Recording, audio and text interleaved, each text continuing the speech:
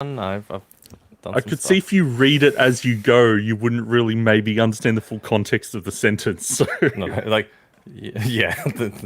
I mean, the moment you capitalize "you," I know what it's gonna be. So yeah, we're live on the internet, are we? I Yeah, believe. we are. Yeah, you can hear it. Oh, Yeah. there we Cool. are. Yep, All right. Cool. Ready when you are. Are you ready, Mike? yep. I'm ready, baby. All right. I'm going to give you the countdown in 3, 2, 1. Welcome to the Big Week in Gaming podcast. And what do you know? It's been a big week in gaming. I'm Mike for episode 96 for Sunday, 11th of September 2022. In this week's show, we'll be discussing you get Assassin's Creed and you get an Assassin's Creed. Everybody gets Assassin's Creed. Woo! Microsoft and Sony mudslinging a mudslinging match. That's a tongue twister and a half over Call of Duty exclusivity. Cyberpunk 2077's long-awaited expansion is finally revealed, and our first impressions of the newly released Splatoon 3. Shut up! Bigwig's on the radio! Shut up! It's Gaming Focused Audio!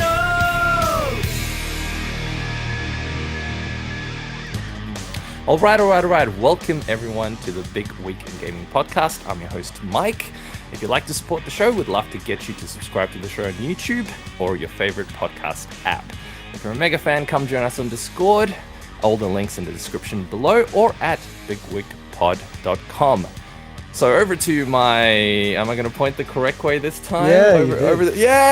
over to my right, which is my left on my screen. We've got our executive producer integot, Hello.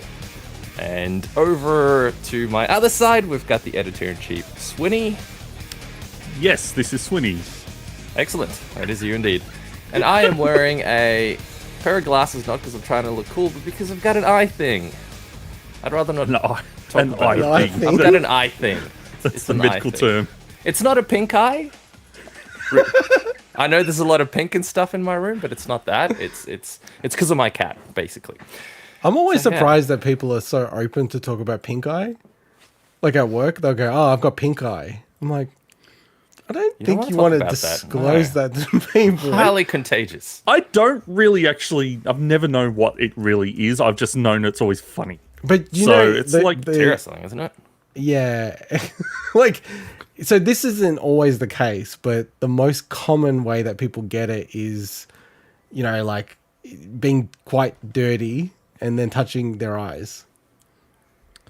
Like it's This is bacteria not a in this your is eye. this is not a pink eye, by the way. It's a clogged up duct, according to the internet. It is. I think it might. It's only started happening since I got a cat, so I don't know if it's like Well, she's something. it's Can a he, cats right? give people? Can cats give people pink eye? Yeah, It's not a pink eye. The rest of the eye's fine. It's just like the eyelid just has like a bit of pink eye. lump thing. No, it's not. Didn't sit on your pink at head all. while you're asleep or anything. He does, but which That's the probably thing. what causes it. Yeah, he's sitting on your head, giving you Yeah. pink eye. It's not a pink eye. His I little looked cat it up. bunghole sitting on your face. It's not a pink giving eye, you damn pink it. eye. So his eyes are I mean- balloons, so that's why he can't take his glasses off. It's not a Snapchat filter this time. No, this time it's not a Snapchat filter. Sorry, it's the real thing. It's the real thing. By the way, I You don't have got. to say sorry. I don't know if you guys can see. I got a new lamp behind me. Yeah, that's nice. It's a pink lamp.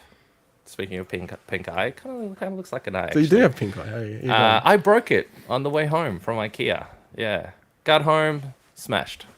Had to epoxy it back. Oh, on the you didn't backside. return it. Oh, okay, shit. No, well, actually, you can. So it turns couple of IKEA hacks to start the podcast up. I don't know how that's gaming related, but they do sell some gaming desks and stuff, I guess now. Number one, if you have IKEA family and you break an item on the way home, and I think it might cover you for breaking during assembly, you can go back and swap it out. Pretty cool, I reckon. Really good thing. Oh, really? While building Yeah. it, they'll just let you. Don't quote me on the last one, but I do know they have the transport thing where if it smashes while you get home, That's pretty good. they do that. And the second thing is order the kids meals because God. so I did this today. I was looking at the sign and I'm like, hang on a minute, one meatball thing Tray. with just a tray, just with a serving of 8 meatballs, mash, and what are they called? The green things that I rarely eat. 'Cause Cranberry? It's vegetables. Beans? No, they're not Beans? beans. Oh, Peas. Oh, peas. I nearly forgot it. what When a you don't eat peas. vegetables, that's what happens. You forget the name of That is basic an indictment vegetable. to a society. What are those little green balls called? Peas. that rare vegetable. Peas. That rare vegetable called peas. It's so rare that we gave it 3-letter word. PEA. Super complicated to remember. So out. yeah, so 8 balls and the rest of the shebang bang. However, you can get 5 balls with the mashies and the peas and everything else in the kids' mashies. meal, and you get free jelly for $4. So I walk up to the counter and I'm like, "Can I just have 2 kids' meatballs meals, please?" Lady just did it straight away. Didn't give a shit. Didn't even ask if I had kids or not. And obviously, I'm not going to go through the mathematics of it. You know much better the mathematics into God, but it's a way better deal than buying it yourself. So anyway, that's my tip for today. What about you guys? What do you want to talk about? Well, I think there's a couple of corrections we want to make. Integot, do you want to have a go at the first one? Yeah, the first one is there was a community member, Clayton Young. He pointed out, and I did double check this, and it seems like he's correct. It's not confirmed, but I said in the last show that PSVR 2, surely they're going to have backwards compatibility with PS1 titles, and supposedly all the community doesn't believe that will be the case. And there's quite a bit of work that they need to do to make that happen. And I'm like, oh, this is really making me sour on PSVR 2. That really sucks because the idea of, okay, if I want to play any of those other games, I've got to have the other VR headset in a way that I could go set that up when I've got this other one that I'm using now. It's like the idea of having to maybe swap between VR headsets if you want to play those older ones. Well, I think that's a bit shitty. I think what everyone believes is they'll port, because it's like work, but not that much work to make it. But then it's like, it's so classic Sony. It's same as like PS4. There's some games that you can play the PS5 version and it's upscaled. Sometimes you pay. Sometimes they don't have a PS5 version. So like Bloodborne, right? So, man, it's kind of, yeah. I don't know. I'm kind of souring on the PSVR 2, partly also with my experience with the Oculus, like having it at home now. It's just so cumbersome, and it's obviously can make you a little bit ill. So I don't know, man. I'll see when it comes out. But I'm also very nervous about the price of it as well. But anyway, we're going down a rabbit hole. But you have a correction as well, Swinny. I do. So last week, Mike took us through a big run through of the latest Ryzen, was it 7000 series? Mm-hmm. Yeah, and so well, my apologies that I wasn't probably paying as much attention as I probably should have in You're most so of the dialed segments out. in that one. Because I didn't realize that you said that the new CPUs are on a 6-nanometer die. Oh, No, I And thought I said 7. I thought that sounded a bit strange, so said six, I not double checked 7? with TSMC and AMD Oh, and confirmed Thank you. that is indeed on a 5-nanometer 5? FinFET. Okay. So they Wow, also how did I mentioned fuck that that the up? packaging, I'm sorry. because the box size will also, because the die is a bit small, the box size will also be small, so the packaging will actually be smaller for retail. So wow. I just So wanted he to correct just you on fucked that, all Mike. of it up. thank you. I did. I fucked screwed all of everything it up. By an entire nanometer, no less. I actually have got the 50. I think it's 5950X. Oh, flexing. Yeah, And- tell us about it. Well, there's not much to it. It's a boring CPU, right? But Totally boring. the packaging's way smaller than my 2600. Really? Yeah, it's way smaller. Like, and I was thinking about it. I'm like, this dickhead's always talking about the size of this thing, but it's literally way smaller. Now, like, it kind of makes sense though, because the 2600 comes with a stock cooler, whereas the 5950X doesn't. It comes with nothing, just the CPU. Yeah, right? it makes sense. So, Makes sense. yeah, Because I I know gotta- everyone's going to water cool them. Yeah, I've got that set up. Man, that was a pain in the ass. Fuck And, PC building. I want to see this. Can you send me a pic offline? Yeah, man. And in no way at all did I have any external assistance to help me with that correction. In no way. Were you the one that pointed it out, or did someone else that we happen to know go? So, He fucked it up. And he said, It was all me. It was all me. "I was you, sure." And he inconsistently. One time he goes 5950, 5950, 5950. Like I must have called that CPU 20 different names. I can send this image, but yeah. you can't comment on the fan configuration, the the direction. If you comment on it, you're gonna get blocked for a week. Okay. Blackballed from PC discussions. I'm not allowed to. Okay, I will not comment. The on amount of fan times you're talking about how many fans I have and everything like that. Yeah, I always had 2 fans, but I just wanted Yeah. to stir you. Can I make a comment though? No, you literally cannot. Sorry, my fucking Did you? arm. Your arm ready? No, My arm no. just fell All right, off let's my move in. Let's move into what we're playing. This is if people also could listen to our pre-show discussion. This is the most chaotic 36 minutes of the show's history. Awesome. It's magnetized, so that's my defense. It's not okay, like it's. okay. I didn't break it. I thought you just broke kind it. of I broke thought it you off. No. I thought you All right. broke it. Well, since Anything- you're up with the anything else? shenanigans, Swinny, what have you been playing this week? I have been playing a lot of games this week, and I've also completed a bunch of games. I've kind of been I've been driven to actually play games through to completion a bit more than I have in recent months. Because this whole Game Pass thing where I'm trying out different games.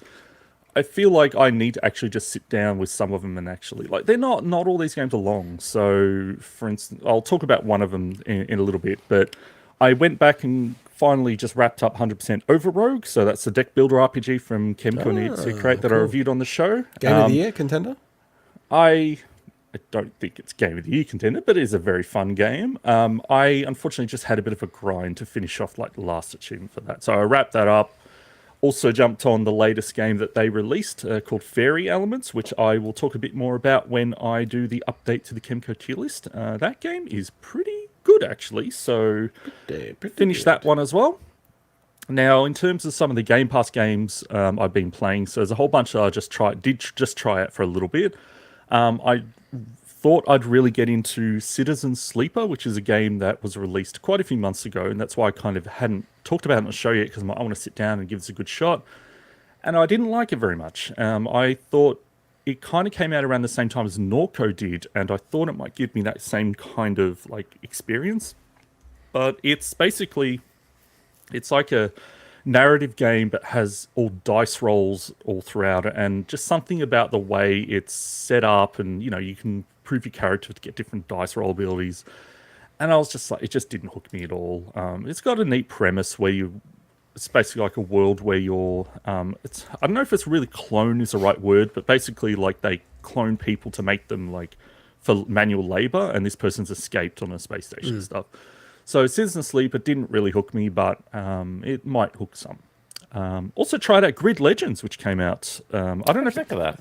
I think it came out this week, didn't it? Or did it just get added again? Within the last week, I think, yeah. Grid Legends, that's a pretty game. It looks really, really nice. And considering I'm not... So, if anyone doesn't know, Grid is, it's a racing series. It feels more arcadey than Sim. I don't know if that's the intention, but it definitely didn't give me the Sim feeling. No, definitely not Simmy. Yeah. But it actually is cool because I've got a whole storyline part of it. I only did a few races, just because I think that I've still got Forza Horizon 5 sitting on the back burner that I still want to get back to. So if I'm probably going to sit down longer with a racing game, I'll probably go back to that one. But Grid Legends seemed all right. So, Just a quick correction, it's been out since February. The game has, but on Game Pass, it just came out. Well, that's why I this wasn't week. sure. I wasn't sure if Yeah, it's just added. but that's in. what been you're out for a while, referencing yeah. to, right, Spinny? Yeah. No, that's right. It's been out for a little while, yeah. Yeah. I And the actually other one, did download that by the way as well, Swinny. I played it for so little that I'm it's not worth putting it on the thing, but enough to kind of go, okay, this is pretty cool, but yeah. There's just so many couldn't be bothered games in with the that grind. category, especially Too if you many, got Forza. Forza's the Forza, what is it, Forza 7? I don't even remember what number we're up to. I think it will actually be That's Forza available, 8. yeah. I think it will be Forza 8. Forza 8, okay. That's coming, and then you've got Forza Horizon as well. It's sort of, I don't know, I feel like you're so covered in that space. Do you really Yeah, I don't know. I guess people who really love that genre, it's sort of like the subtle changes. It's worth it. So Also tried out last week. Actually, tried out Midnight Fight Express. So that game had a little bit of buzz, and I know Mike. I think you might have tried it out as well. I did, yeah. For a game that's all about like rushing through and cool combat encounters and like it's almost like it's definitely not a sandbox game, but it feels like more like a sandbox combat game where you can do different stuff and things. I actually didn't like the combat system in it. We were a game that's focused on combat, so I realized that, look, I played it for about an hour, and then I said, look, if the combat isn't working for me, and that's what this game is based around, I'm not going to play any more of it. So I wasn't a big fan. I don't know, Mike, if you enjoyed it or not. No, I didn't mind it.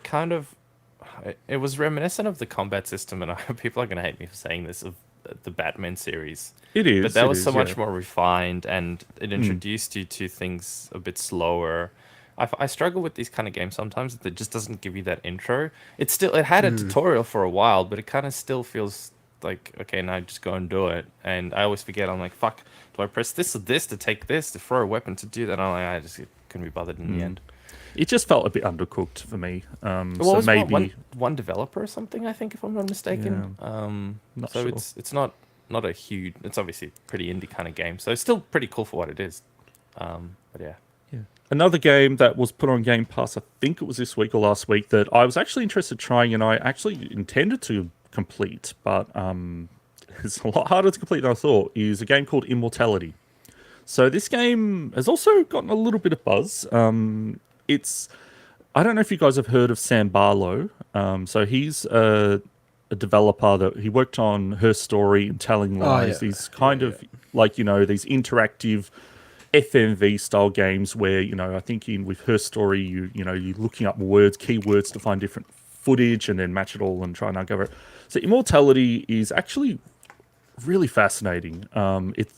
It's hard. It is a game, but it's hard to kind of classify it as a game. It's more like a puzzle, like an interactive FMV puzzle, where there's this actress and there's 3 movies, and you basically have to uncover the different footage across these 3 different movies.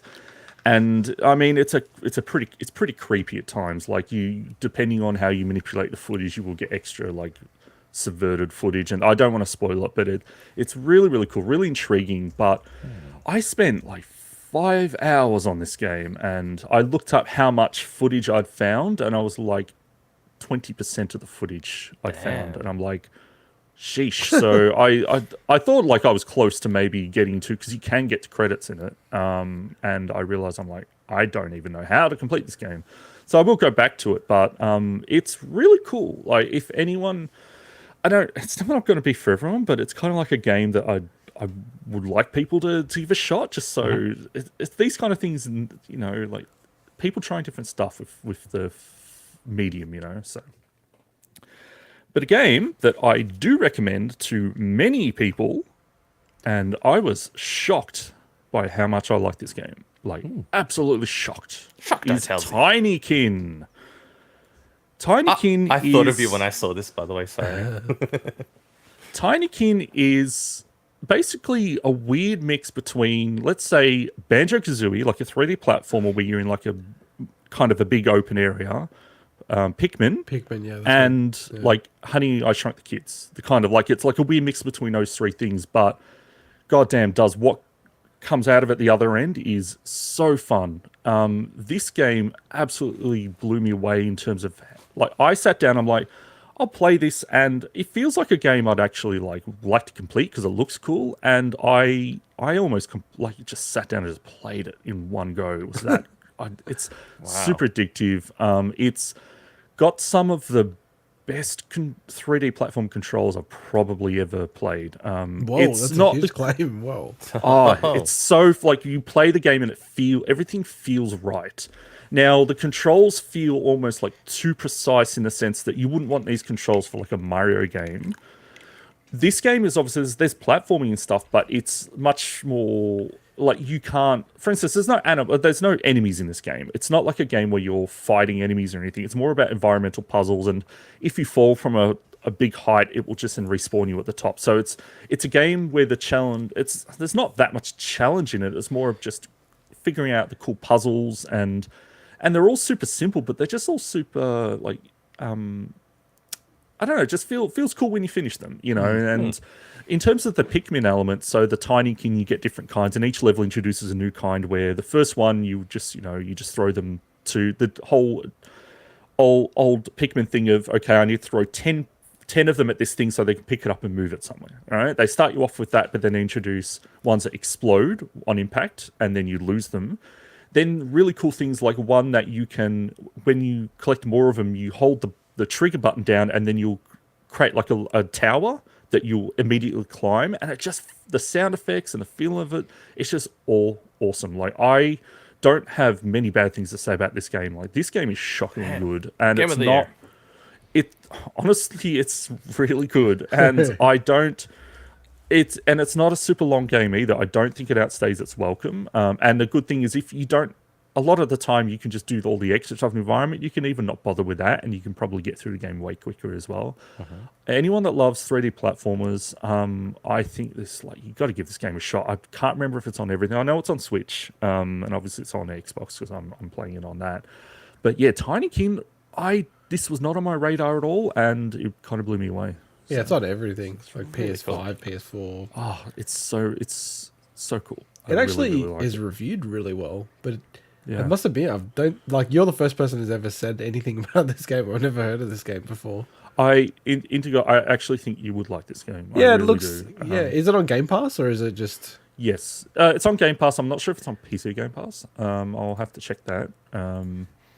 But yeah, I do remember seeing this in like a Nintendo Direct, and it looked alright, but I kind of forgot about it. But I'm just checking now. Yeah, it's on PC Game Pass. All right, PC I'll on install PC it. Game Pass. Yeah, I'll put a note down It's not here. not a long game, so I don't think. I'll just try it. It'll tie you I mean, out. So yeah. that is the best thing of Game Pass. As much as I shit on Yeah. Game Pass, as much like the other week when I tried Immortals Phoenix Rising, I always wanted to try that game, and it was like, okay, it's come on Game Pass, I'll try it, and it's kind of what I thought it was. So I'll definitely try this.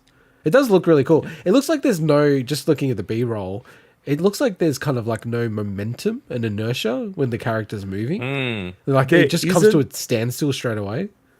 And that's why I was saying it doesn't. It's the kind of controls that precise, wouldn't work. It wouldn't work for Mario, but it just feels like in this kind of game, like with the way they've set it up, it just feels nice to play.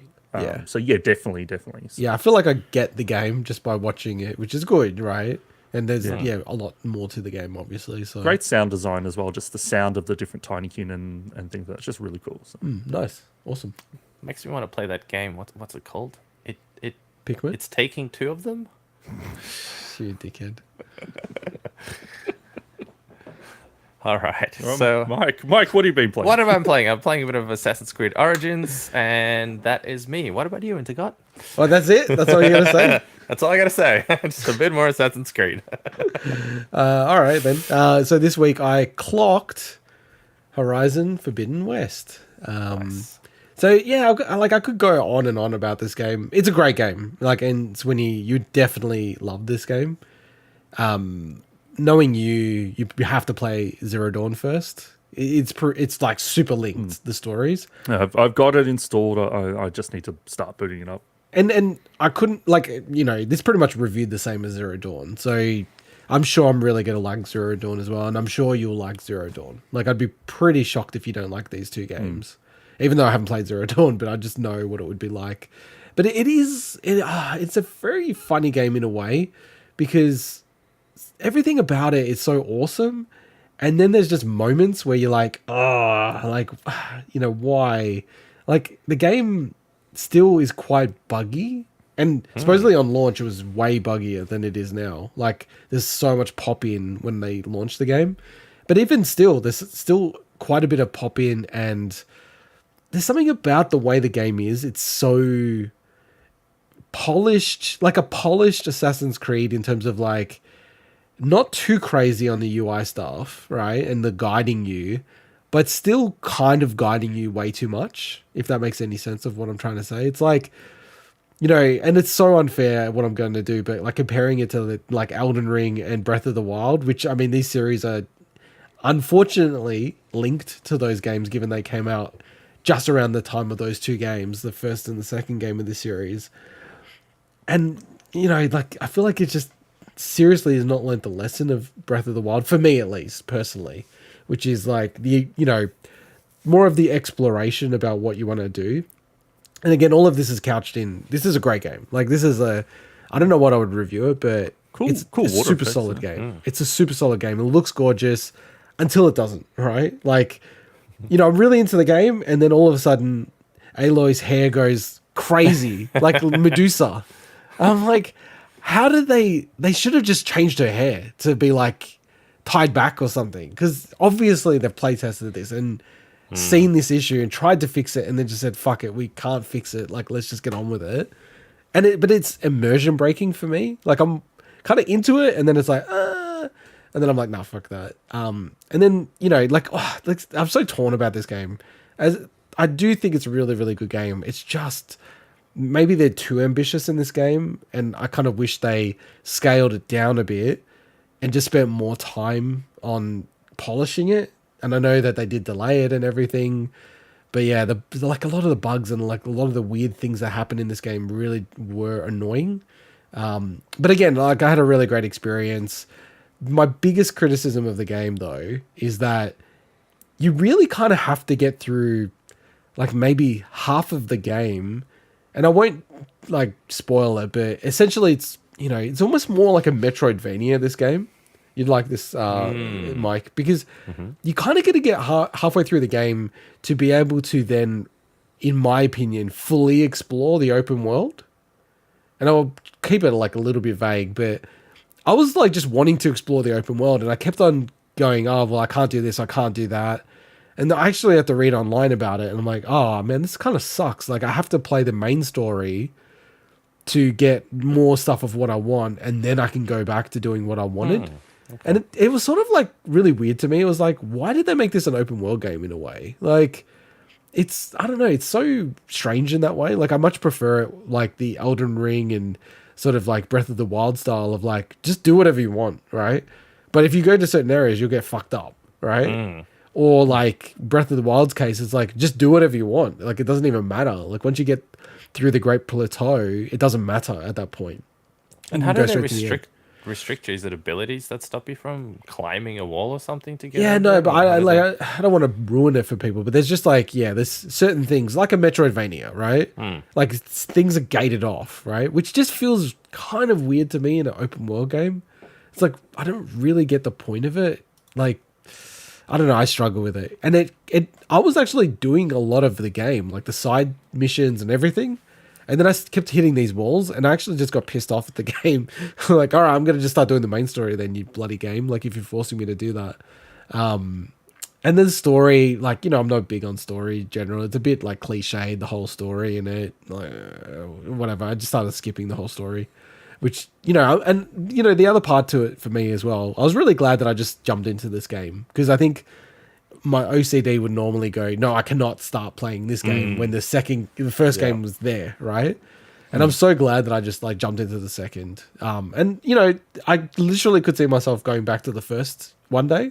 But I'm not sure when that or if that's going to happen. But it's a great game. Like I said, I think you both would like it. I think Swinny, you would like it a lot because it does seem to be like, from the minimal amount that I played Assassin's Creed Origins, it's got a lot of those kind of like notes to it. And it's just super polished and it's super fun. Like, there's like heaps of different combat mechanics in it and all this extra stuff that I explored a little bit, but I didn't go super deep on. But it's a really cool game. So question, do you think, now that you've played this game, that this is a potential Game of the Year candidate? Yeah, I think this is like, for me, pretty much locked in, just because of the scale of it as well. And the fact of the lack of competition across the board. Like, I was sort of like, it's probably not going to make it to the Game Awards top 6. But now I'm like, I'm almost certain it'll be Elden Ring, God of War, Ragnarok, unless that's a bomb for some reason, this game. And then, it's kind of going back to like, who knows what the other 3 games are. Probably not Tinykin, because there are not enough people who have reviewed it. Tinykin... maybe indie, like that's a small developer. But it hasn't got enough reviews. That's the problem. I'm just saying, like, I don't think it will, but like that is not a game of the year style game. As much as I really enjoyed it. So. Yeah, It's Horizon Forbidden West, really recommend it. I got it for cheap, and I'm sure it will go on sale more and more. And like I said, highly recommend people pick it up. But what else have I been playing? I got Splatoon 3 on Friday Australian time, and I played the bejesus out of it. It's another game that I'm kind of like almost like mixed on in a way, where I like at a high level with Splatoon 3. This is the best Splatoon. I love the Wii U Splatoon because of the gamepad, and the feeling of it was probably the best feeling of Splatoon. But in terms of overall features, quality of life, everything like that, this is the best version of Splatoon. Having said that, it still does, like, maybe this is unfair, but it does feel like, you know, Splatoon 1.75. Like, it feels very much like an iteration of Splatoon 2, which also felt like a very big iteration, well, not a big iteration, but just a minor iteration of Splatoon 1. And I don't know if it's fair to criticize it in that way, given Call of Duty does it every year. You know, like, it kind of releases the same game over again, different campaign, different stuff. But, you know, like, I just kind of, I guess, warn people, if they've played Splatoon 2 and they're not really interested in that anymore, I wouldn't get this game. But if you like Splatoon 2 like I did, it's great because it's got good quality of life. And I think, you know, the community's back again. A new series of Splatfest, all that kind of stuff. So that's really cool. And I like playing the campaigns of Splatoon as well. On that note, because I've thought about this in for other games as well, but with this in particular, how, like, in what way could they actually not do it? Like, in terms of like a bigger jump? Because obviously the core mechanics of the way the multiplayer works, if you change too much of that, then you'll upset, you know, the community. And it's like, how do you think you would do that if you were making a Splatoon 3, you know, in your head? You know?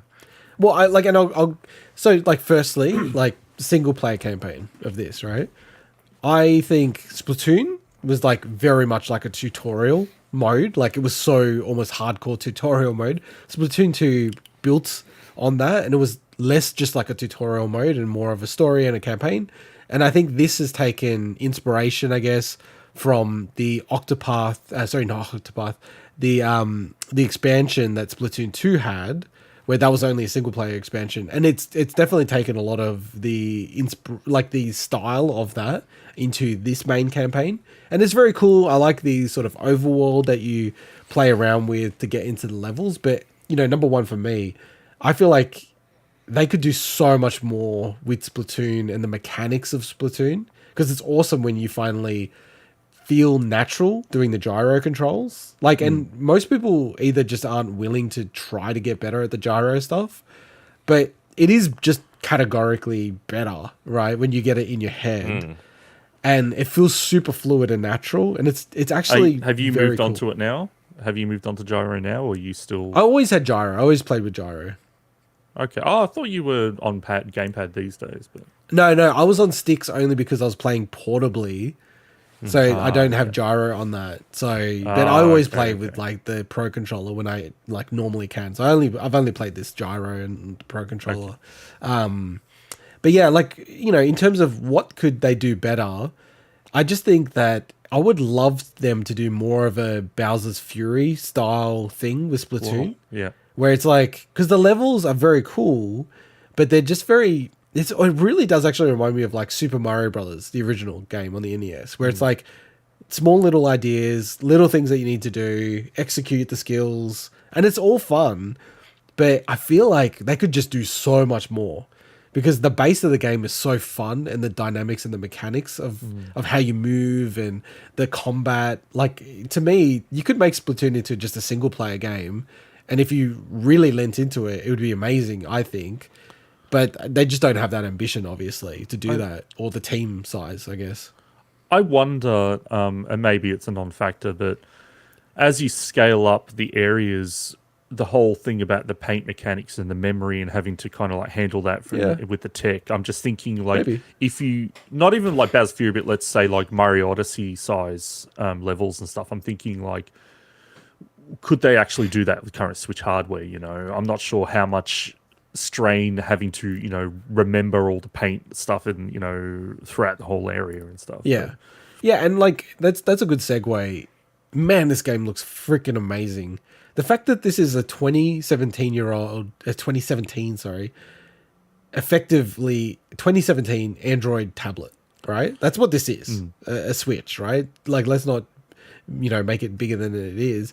It's insane how, like, stylistic and just really genuinely how good this game looks. Like, I went straight from, like, Horizon Forbidden West, PS5 to this, and, like, to me, honestly, they just look both amazing. Like, I don't think this looks bad at all. This doesn't make the Switch look like it's aging. In fact, this makes it look like, oh, okay, it's got years left in its lifetime if they can do games like this. Now, the fact is, no one else can do games like this for some reason. And this game runs at like 60 frames per second, and it looks unreal. Like, and you're probably right, actually, because even the overworld area at the start of the game of Splatoon, it runs like 20... It's honestly, I haven't seen what Digital Foundry said, but it feels like it runs at like 22 frames per second or something like that. It's and that's the massive area, so maybe it is a problem with the hardware.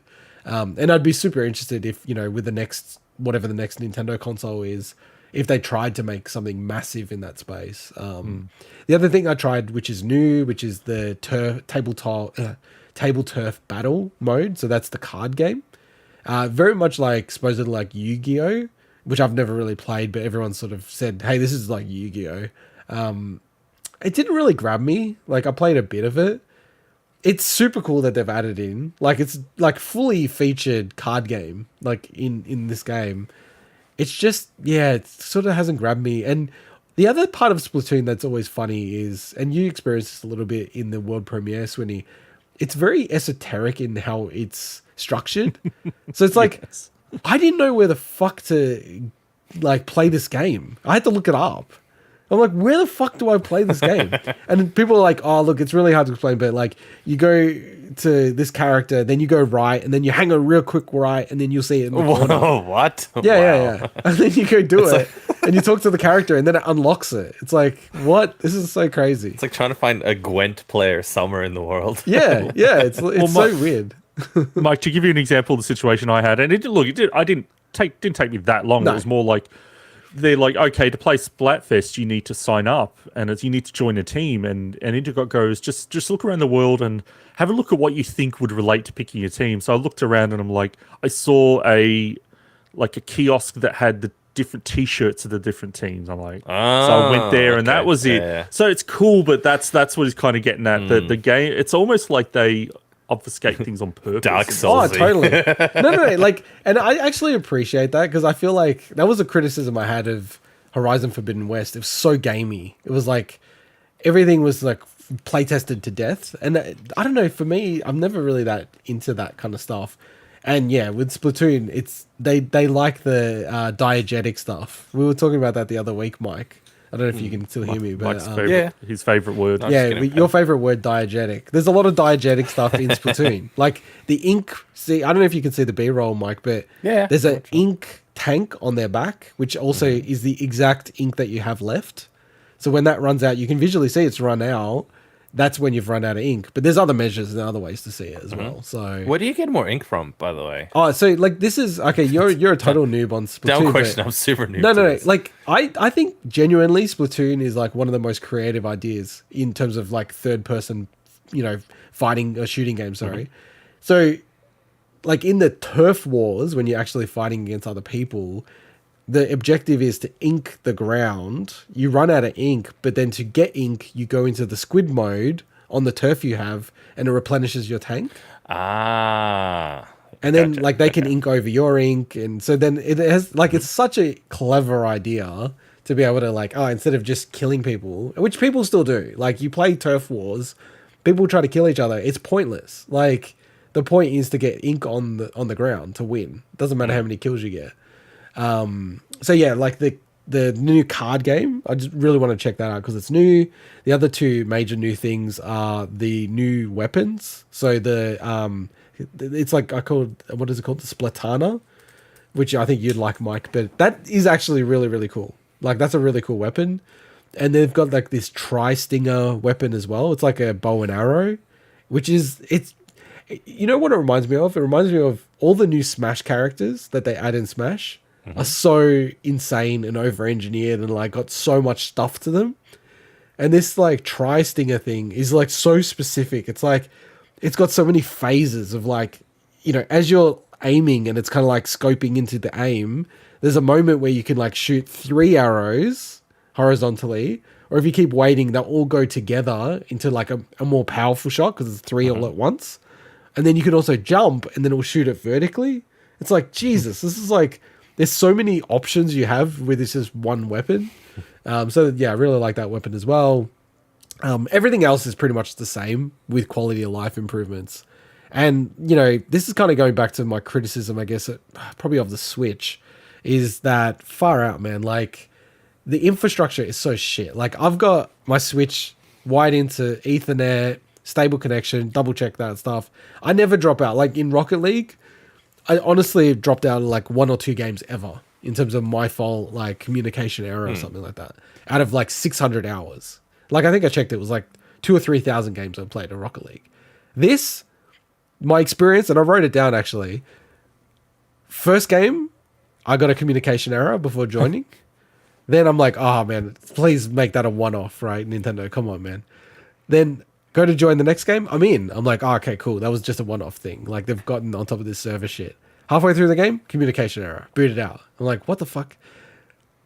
Try to play again, communication error. Then finally completed the game. I'm like, sweet. All right, good. And then next game, communication error before. And I reckon I've had like 20 communication errors while playing this game. And I've probably played it for like, I don't know, 10, 15 hours or something like that. So Damn. it's, man, I understand the problem. It's, you're talking about people have got like a shitty Wi-Fi modem on the Switch. And most people play Wi-Fi. So you get to see where the problems are going to come from. But my frustration is, and I said this, and I've always said this, why do they not in casual mode, so like the regular turf battle, if someone drops out, just replace them with a bot? Like, it becomes 4v3, which like is hugely out of your favor. 4v3. Like, I've only won a few games. Well, I've won a few games 4v3, but then you can even get situations where it's like 4v1.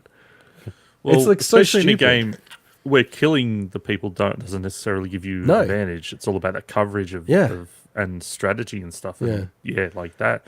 It's brutal. Just on that, the I know you mentioned Splatoon 2 did have some issues as well with that stuff, but do you know if Splatoon 2, if that got better over time as they fixed things? No, it didn't really get better. And I would, like, as much as I'm criticizing it, it is better, amazingly, than Splatoon 2, right? Like, Splatoon 2, like, felt like dodgy, like, playing it. When you're in the game, this one feels a lot better to me. Like, and I don't know what they've done with the regions, because I feel like I see a lot less Japanese people, and because when we played Splatoon 2, it was like so many Japanese people in the Australian region. I think they must have tweaked the settings as well, like make you wait longer, but try to get like Australian and Kiwi players in the same team. And you're like, obviously, like, it's very popular at the moment, so you'll see more. And you know, I really like the new Anarchy battle, the way it works. It's like an interesting way to approach it. You have to win 5 games to progress to the next level. If you lose 3, you get booted back. And it's like kind of brutal, but it's kind of cool as well. And then just the last thing I wanted to mention is Salmon Rush, which is like the PvE mode, is awesome. It's super awesome. It's even better in this. And I think I was wrong about saying that it should have been like a temporary thing, like in Splatoon 2. Like, I actually really do enjoy just jumping into it. Like, I pretty much go play a bit of like single player campaign, play a bit of multiplayer turf wars, and then play a bit of Salmon Rush. So I wouldn't be able to do that. Some Yu-Gi-Oh on the side of it. Yeah. No, I actually don't think I'm going to play table turf battle, like the card game. It's just not compelling to me. The perfectionist in you will want to collect any of the rewards that you get from that, or collect all the cards, just not to play the game, just to mark it off your checklist. And you know, it's such a Nintendo move, and I don't think people give enough credit for Nintendo. Like, you get emotes in this game, but they're just earned through leveling up, right? And one of the best emotes, which is like dabbing, is like level 98. So, you know, they've made it worth something, but not money, right? And they could have monetized the hell out of this game. Like, because this game's got really cool fashion, and I love the style of this game. But they didn't, you know, they haven't done any of that. And you kind of got to give Nintendo credit, because easily they could monetize the hell out of it. If this was Nintendo of like 6 years ago, then I could see. I'm surprised they didn't actually already a mobile version of Splatoon that would have been monetized. Or I'll imagine that. Yeah. It is a 2017 Android device, so yeah, they could have just done it on mobile. Yeah, so it looked like I will be playing a lot of Splatoon. Like I'm already like a sixth the way through of like there's like 6 worlds or segments of the single player campaign. I've already finished the intro part in the first one. And I do really like the way they've laid it out. Yeah, I really recommend the game, like for people who are interested in Splatoon, because I think this is the best version of Splatoon. So yeah, that's my impressions, almost like pseudo review of it. It was almost sort of not in a bad way. It was good. But there's a lot of exciting news, Swinny, in your world. You know, the great tier list maker. Yes. We're talking about Assassin's Creed. You want to interrupt, Mike, or I'm good to go. Yes. So Ubisoft celebrated the 15th anniversary of Assassin's Creed this week with a whopping Assassin's Creed showcase as part of their wider Ubisoft Forward event, and there was a lot to reveal. So strap in. First up, we have Assassin's Creed Mirage. So they revealed a cinematic trailer with a dev breakdown. You play as Basim 20 years before AC Valhalla is set, and it goes through the tale of how he went from being a thief to a hidden one and growing up in Baghdad.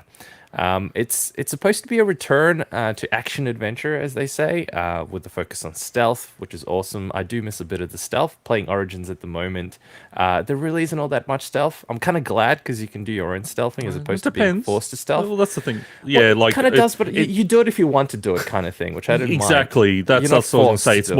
It's more like the player choice to stealth. Yeah. So, yeah. And are we gonna talk about each one, or like go through everything, because there's quite a lot?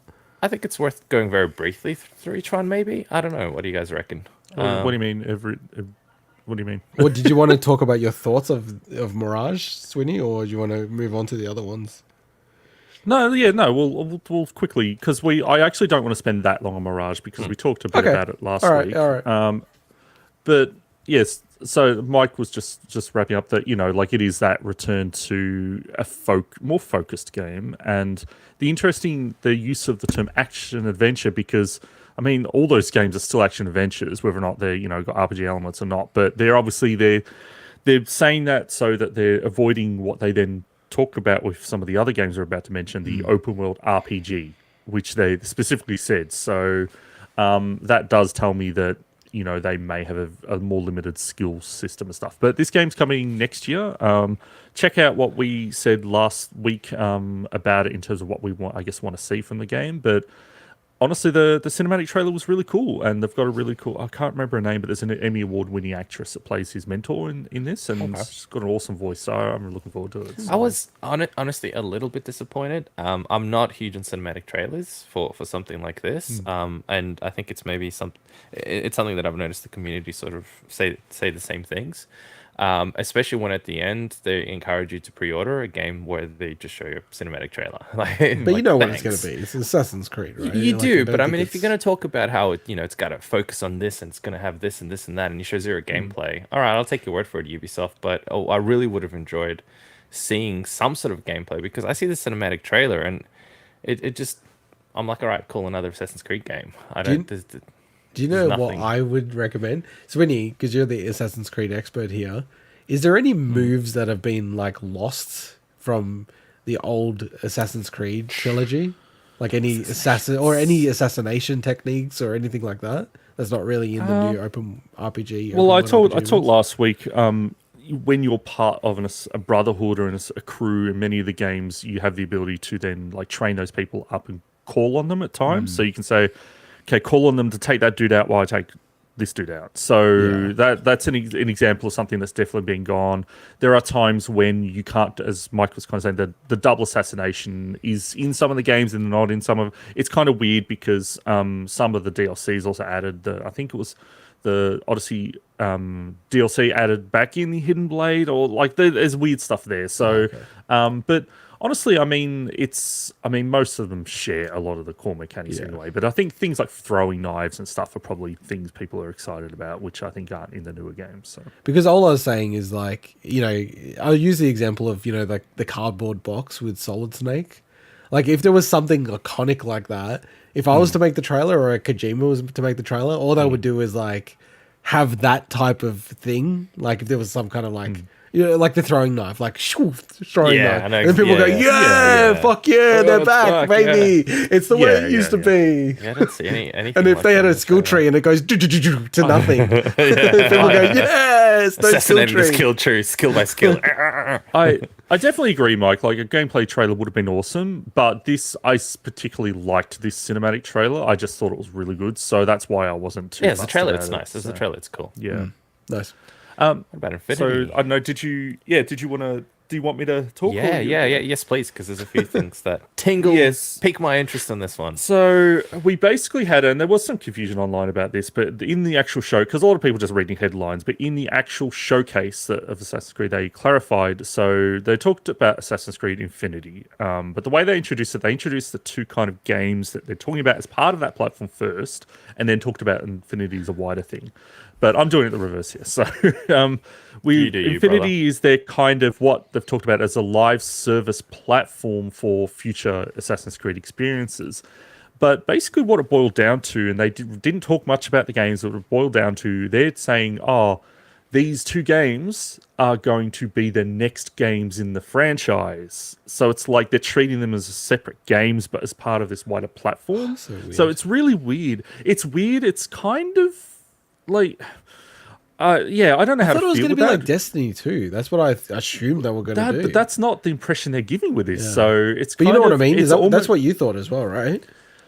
Well, maybe, yeah. Like they had. So I will just really kind of get weird. out of the way. Maybe that they all talking about outside of these two things I'm about to mention, that they are looking at potentially like some standalone multiplayer parts that would also be part of that platform. Which they've done that well in the past. So who knows? But basically, they revealed Assassin's Creed Codename Red is the first one that they showed off, which they touted as the next flagship open world RPG in the series, set in feudal Japan, which is the big one that obviously everyone had wanted for a long time. Definitely seems, based on the little teaser they had, which we're not showing because it's just like a logo and a little. It's basically like, it seems like focused around ninjas and stuff, which is actually a bit of a like.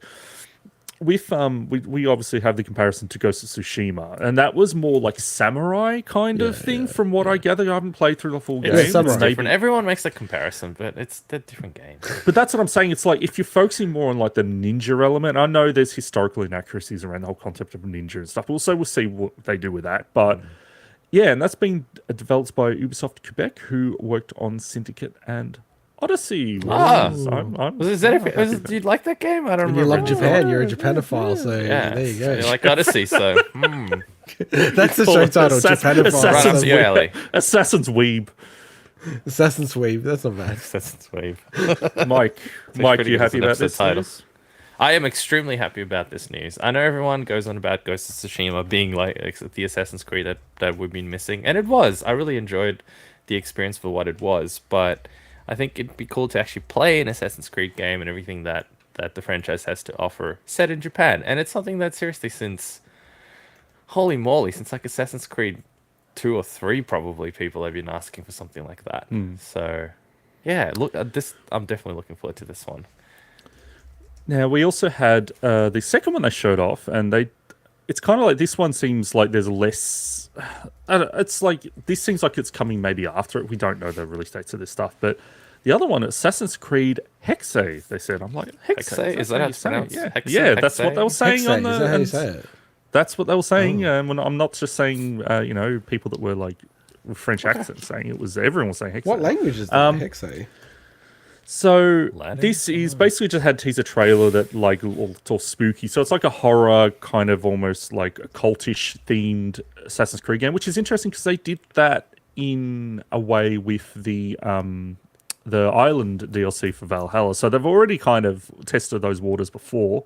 And Bloomberg actually before this showcase kind of revealed some news around this, but basically from their reporting, it wasn't set in a showcase. It's apparently set in Central Europe during the 16th century and potentially around like the stuff to do with like the witch trials and like people, like basically it's just some cool gothic stuff going down there. Nice. And that's being worked on by Ubisoft Montreal, who the big mob who worked on most of the big games like Assassin's Creed 2, Brotherhood, Unity, Origins, and Valhalla. So yeah, that's some big news. So it's 3 big games, and I use like games in a bit of air quotes because those 2 are kind of part of the Infinity platform, but we'll see how that all pans out. But yeah, this, I mean, there's some other stuff, but I just want to see if you guys have thoughts around this whole Infinity thing. Do we have dates on these? No, not for them. The only okay. date that we have for any of those 3 is just 2023 for Right. Mirage. That's the only one. Okay, cool. Yeah, I mean like it's nearly... Assassin's. Yeah, go on, sorry, Mike. No, there you go. No, I was just gonna say, like Assassin's Creed, not my thing, but it does feel like having some persistence in some ways is a pretty cool thing because it does feel like people who play Assassin's Creed play a lot of them. It's kind of like a series they follow, and each to their own, right? Like there's nothing wrong with it. I thought it was going to go down the more Destiny 2 path and try to bring in multiplayer elements to it and almost have campaign stories, things that they retire, like exactly what they've done in that space to get people kind of hooked on it so they're playing it all the time. But yeah, it kind of surprised me that I didn't even understand what they're doing with this. It just feels like it's like some kind of compatibility with future titles, but with also multiplayer. It's just weird. I don't really get it. Well, and I didn't mention this, they kind of, and it doesn't help like to understand it that much, but they talked about it as like a hub to combine experiences and like as an entry point for people into the franchise as well, so that they jump in there and they can say, okay, then there's, let's say eventually they might have like 4 of these big campaigns as part of that, but then there's the multiplayer element and there's maybe some smaller things and things. But it's almost, I'm sure that there's a comparison you make, but it's almost like new ground in a way, like this approach, for this scale of game, at least. It's weird. We'll see. I'm a little actually happy about the news because it seems like these games are going to be a bit more fully fledged than maybe I was anticipating. Yeah, I think for you it's good news because you don't want a Destiny 2 style Assassin's Creed structure, right? So, and it doesn't seem like it's going to be like that. It almost, it sounds a weird comparison, but it almost reminds me of Pokemon in terms of, with Pokemon, you can transfer things and there is some kind of theoretical compatibility. Like some people have actually taken like, a Pokemon from the first game, literally Pokemon Red all the way through to Sword.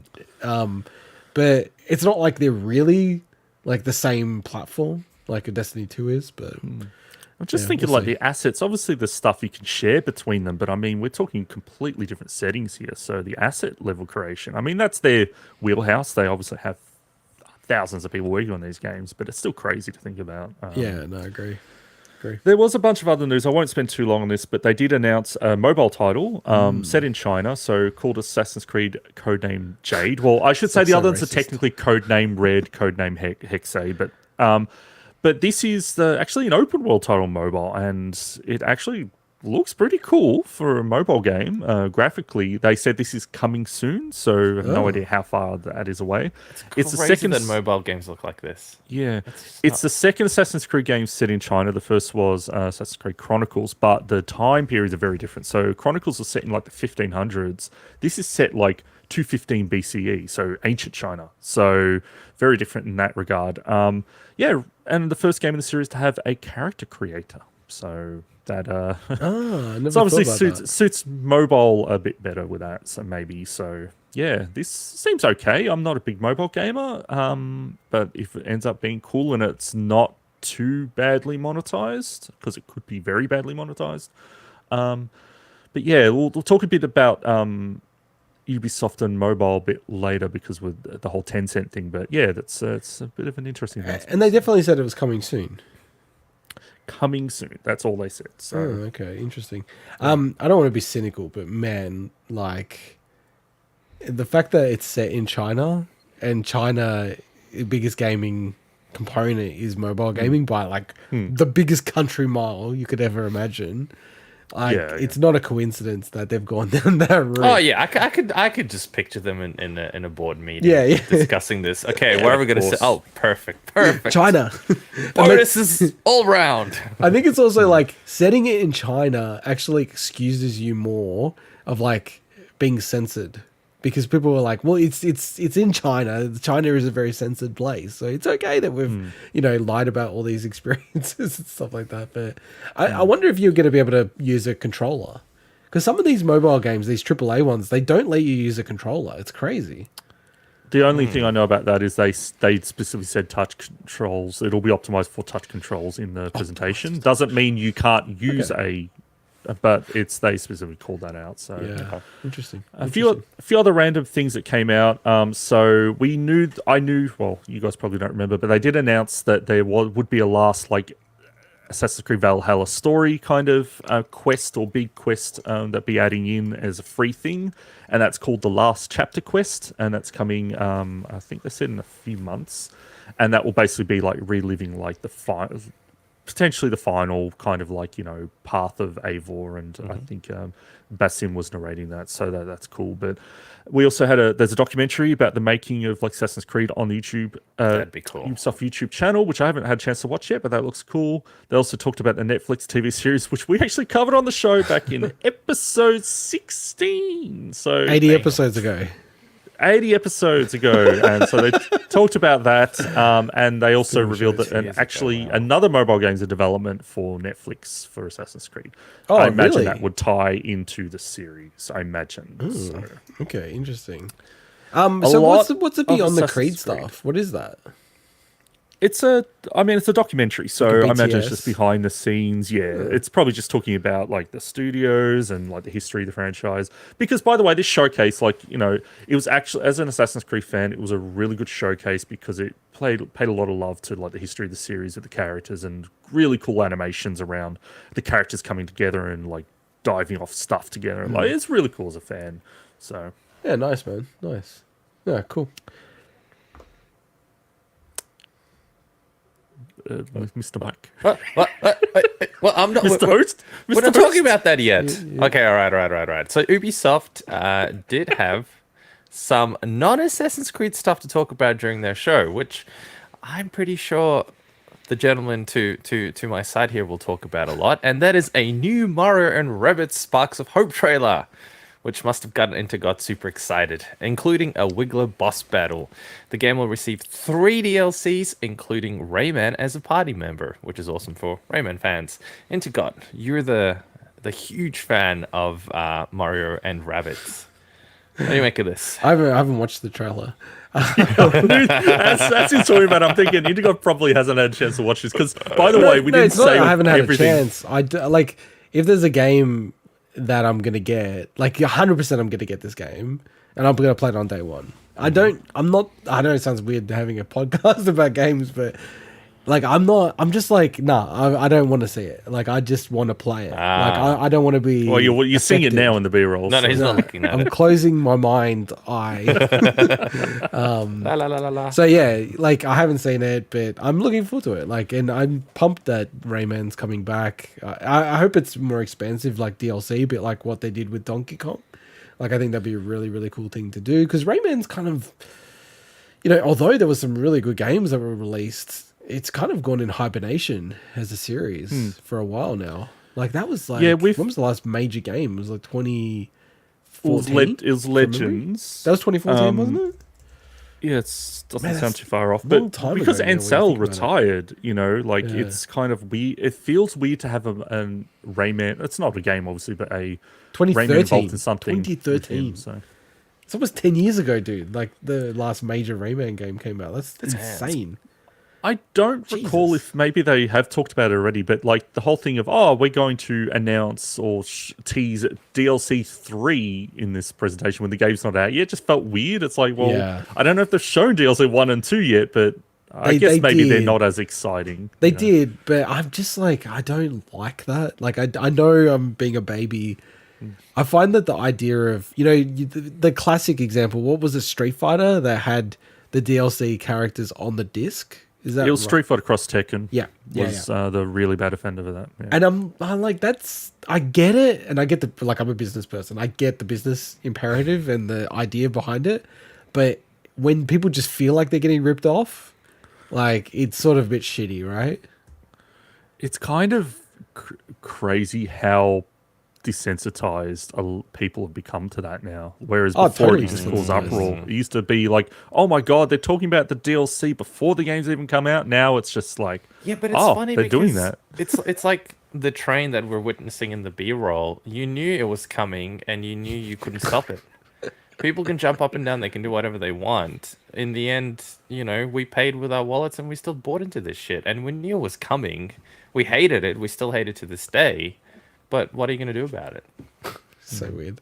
I guess they got to sell those season passes with the ultimate edition of the game somehow. Well, my recommendation, like, I'm a very patient person. Like, I'll pick this game up on release, Mario Rabbids, Sparks of Hope, and then I'll sell this game really quickly. Box of hope.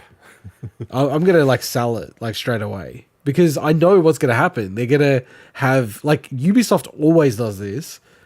They did this with the first game. They're gonna release like an ultimate version of it and then discount the hell out of it over time. So, I'll play this game day one because I'm really looking forward to it, and then I'm gonna sell it, and then in a couple of years' time, I'll buy the definitive version with the extra stuff and go back to it. And exactly what I did with Mario Rabbids 1.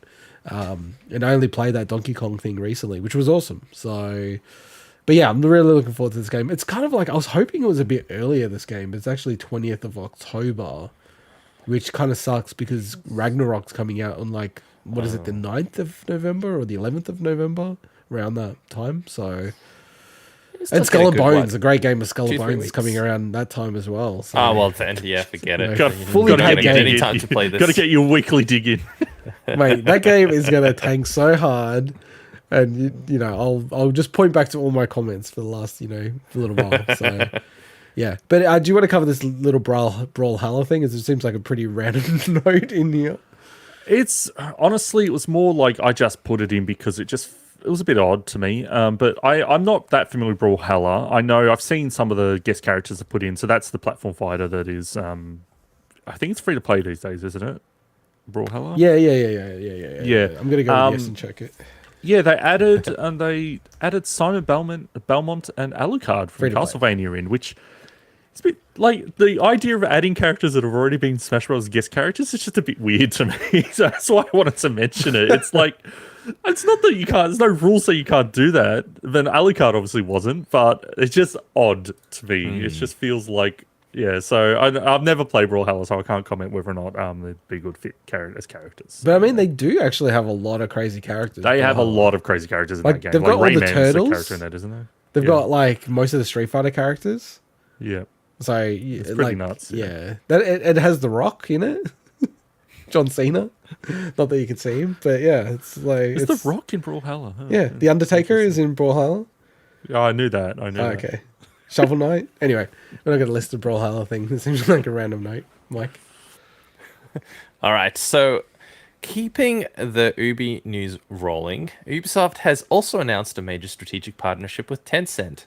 If you could call it a strategic partnership, I'll take it, but I think I'll call it more of a takeover. Anyway, news follows months of reports that Ubisoft was attracting takeover interest and that the Guillemot family was considering teaming up with a private equity firm to acquire the company. Well, who is the company?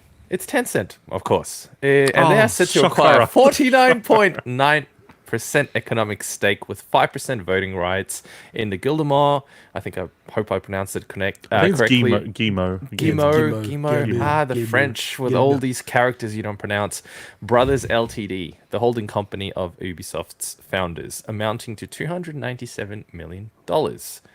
And separately, Ubisoft have also authorized Tencent to raise its direct stake from 4.5% to 9.99%. I love the 99% of the capital or voting rights. A stake it won't be able to further increase for a period of 8 years, which is good because we know Tencent love to monetize shit, and we know Ubisoft really love to monetize shit. So when the two get together, I'm guessing it's just going to be monetization for everyone.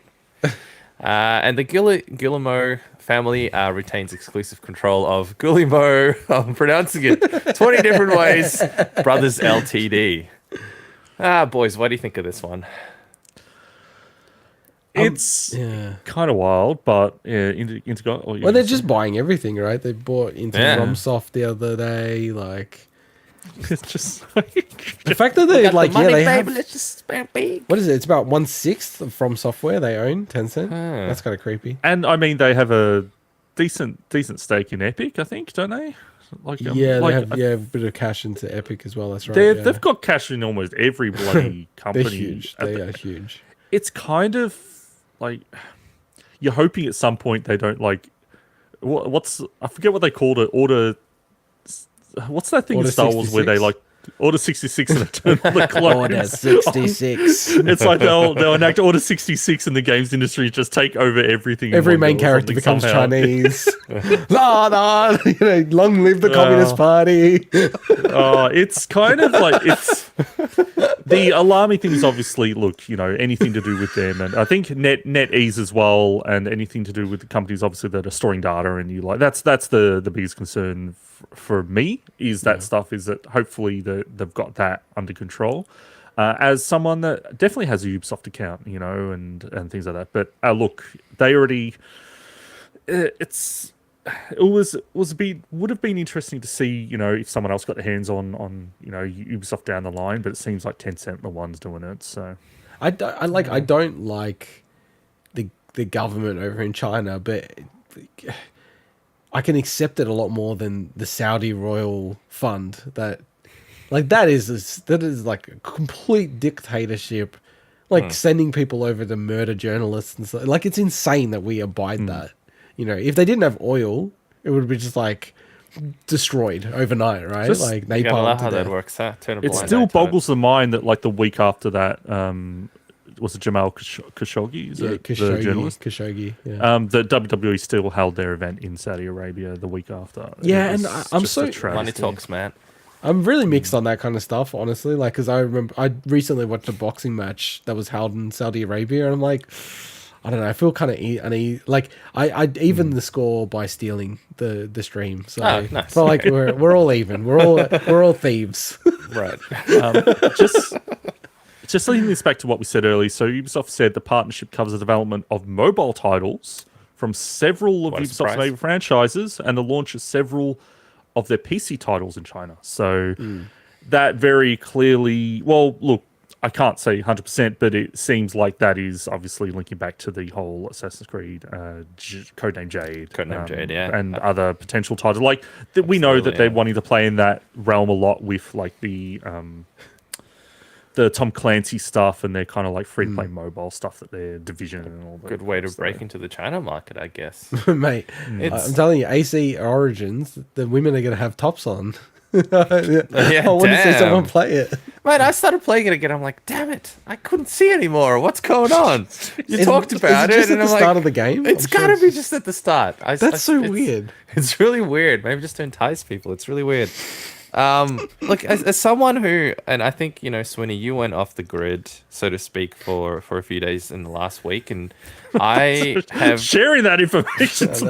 no. In the context that sometimes wow, You want to this give phone- his home this address as phone- well? His This home phone address case and- kind of matches my background and stuff. I love it. Give it, just 50 cents at Give me a Kmart. psychological profile you're at it, man. No. So I did. Well, I didn't quite, go off the grid or anything, but I have absolutely attempted to consciously reduce the amount of time I spend on my phone.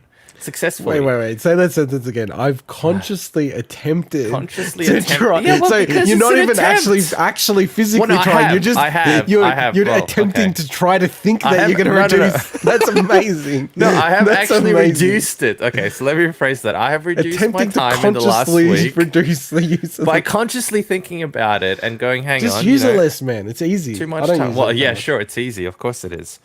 Not. And it's, you know, it's been great. And when you take a step away, and I think that's the thing with mobile gaming and all these things, and I'm not going to go on a rant about this or anything. When you do take a step away, you really do look at yourself and go, fuck me, like I spend way too much time on this platform. Way too much time, and I feel better as a human being On the not phone, spending you that mean? much time. Yeah, hooked on and using my phone. So to me, companies like Tencent, what they represent, actually really disgusts me because I feel like a zombie to this device, and they're just milking the fuck out of things like that. And whatever, they can. If people are addicted to that shit, they're addicted to that shit, you know? It's just that I personally have just felt so much better not being around my phone and putting it away and kind of not looking at it for about 6 hours or something. You know what you should yeah. do, Mike? You should have one of Tencent. those. Have you seen how people have like services that block things like at a very root level? So there's no way to tried to hack do it, it and get around it. Yeah, because I try to block websites and stuff, and I still get Implementing around kid it. mode. Yeah. Basically, I did. I had to do that to my own freaking phone at one point, Yeah, because you would but I benefit found from ways that. to bypass it. I bet if you could get it so that you can't even get the internet without like Reddit being blocked or something like that, That'd be great. I It'd would be love actually that. beneficial. for your Block life. Ozbarkins I for would love it. 12 hours. Ozbarkin? Yeah. Reddit and then social Reddit, media. It's kind of it's mostly it. I'm not on anything else. So if I can get rid of those two, I'm done. Nice. Happy days. All right. Well, in another interesting story this week, Microsoft and Sony have been at it over the future of Call of Duty exclusivity. So back in Jan, Bloomberg reported they were contractually obligated to put the next 3 COD games on PlayStation. And the deal is believed to cover Modern Warfare 2, Warzone 2, and Treyarch's next game, whatever that will be. Swinny, you have a bit of background on this one. I I thought you do. You're the huge COD player in our group. I am totally a huge COD player. Yes. No, I'll just say with Treyarch's next game, I mean, they're the Black Ops developer, so it's a good chance it's probably the next Black Ops. So good chance. I don't know if it is. So yeah. But back to you, Mike. All right. As you So take this us week's through. This is head. seamless, boys. This is seamless. This is beautiful. I love it. This week's Xbox head Phil Spencer spoke to The Verge to clarify the future of the franchise on PlayStation. And he said that in January, we produced a signed agreement to Sony to guarantee COD on PlayStation, with feature and content parity for at least several more years beyond the current Sony contract, an offer that goes well beyond typical gaming industry agreements. Now, for a bit of background, for people like me that, you know, news goes in one ear, comes out the other, You mean everything? But yeah, go it's because of the acquisition of Activision. Obviously, Activision having huge number of COD games that have been pumped out, and a bit of uncertainty as to, you know, whether they will become exclusives for Microsoft or not. So, in response to Spencer's statements to The Verge, Sony CEO Jimmy Ryan Jimmy Ryan. spoke to GamesIndustry.biz, stating that I hadn't intended to comment on what I understood to be a private business discussion, but I feel the need to set the record straight because Phil Spencer brought this to the public forum. How dare you? I added the how dare you part. He didn't actually say that. Microsoft has only offered for Call of Duty to remain on PlayStation for 3 years after the current agreement between Activision and Sony ends. After almost 20 years of Call of Duty on PlayStation, their proposal was inadequate on many levels and failed to take account of the impact on our gamers. We want to guarantee PlayStation gamers continue to have the highest quality Call of Duty experience, and Microsoft's proposal undermines this principle. We are disappointed we can no longer make money. I can just see a meme of Jim Ryan being like, "I am disappointed." You know? I am disappointed. I'm sure they have many times, but this is the first time I've read statements where like Jim Ryan specifically talking about Phil Spencer. It's kind of weird, like kind That's of true. crazy, and he says like he didn't intend to talk about this. He's a but- real business person. He's not a gamer. Yeah. So yeah. The whole thing's That's all so about business and bullshit, numbers. though. Do you want to cover the last bit, Mike? Though, Yeah, before sure. we rant? So last week, the UK's Competition and Markets Authority (CMA), which I guess is like what our ACCC, what is it the equivalent of? I don't know. Sounds about the same. Said its inquiry into the merger may be expanded, noting the impact the deal could have on Sony's ability to compete. Wow. So not one franchise, but one publisher with a whole bunch of franchises, I suppose, can completely bring down Sony. How dare they? Anyway, they said that PlayStation currently has a larger share of the console gaming market than Xbox, but the CMA considers that Call of Duty is sufficiently important that losing access to it, or losing access on competitive terms, could significantly impact Sony's revenues and user base. Oh, boo-hoo. This impact is likely to be felt especially at the launch of the next generation of consoles, where gamers make fresh decisions about which console to buy. The CMA believes that the merger could, therefore, significantly weaken Microsoft's closest rival to the detriment of overall competition in console gaming. Interesting. Yeah, and the reason why I included that statement, so that was last week, so it's obviously still very relevant, and this deal has not closed yet, to be clear. So these authorities are the ones that need to pass this in different regions to make it close. I actually like that statement by them about the at the start of generation when people are making decisions, because I would want PlayStation, if it was up to me, I would want PlayStation on every platform so that fans of the series can play. Of course. And COD on every stuff, platform, especially you mean, right? COD on every platform, COD. I would love PlayStation on every platform too, if I could. No, because you said PlayStation on every platform. Okay, yeah. Call of Duty on every platform. Yeah, and the thing is, because this news, I believe this came last January, I think it was around, or no, was it this Activision Blizzard? Yeah, I thought that was this year. Pretty sure it was this year. Anyway, basically what I'm getting at Pretty is big deal. I like how we don't remember it. No, I'm just trying to remember, because the whole point I was bringing up going was on for a while. The launch of this generation. The start of this year was January. The start of this year. So Yep. the launch of this generation, a lot of people would have bought a PS5 assuming that eventually they could continue to keep playing the Call of Duties on there. And it is such a massive franchise, and that's why I like that they brought that up, because I think that is something that not really has been talked about much, is that people did make the console purchase with that in mind. Can I point one thing out, though? The CMA is worried about something like that when Microsoft's launch title was Halo. Like, do they not kind of go, yeah, all right, whatever, Microsoft? Like, Well, it wasn't a launch title. No, but I'm saying when that console came out, they really didn't have anything on it. So that's not what I do they're get your arguing point. I do get your point, though. But I find it kind of funny in the context of, Microsoft doesn't really have great reveals of their consoles or great incentive to buy their consoles either. So, but I do get your point. I think this generation. That's definitely but that's not what they're arguing about. They're I know arguing that's not what they're arguing, but I just find it specific ironic. Game series, which has been the number one selling game almost consistently for 20 years, each year is going to be exclusive to one platform, and it's been multi-platform for that whole period of time. You can kind of see the tension that it's going to create in the system. Yeah, I can kind of see that. Yeah, But, I do see. I find this entire thing really, really interesting, because it's interesting when something gets to such a big point. So when a company makes a product or something, and I think it's more applicable to the likes of Google or Facebook or whatever, or instances like this, where they become so big that there's such a core part of a massive user group of people that the government has to intervene and put rights for those things. Where as a private company, you can't decide anymore what you want to do with your thing. You can't decide what games you pump out. You can't decide whether you want exclusivity on your titles. You're effectively now forced by the government to do a particular thing just because the government thinks you're not competing properly, or you're destroying your competition or something like that. I find it fascinating where the line gets drawn, where it's now so big that you have to take that into account. You're no longer able to make your own decisions as a private company because you're not competing properly anymore or something. But you realize that you do need to have, like, you take the most extreme example you could ever have, right?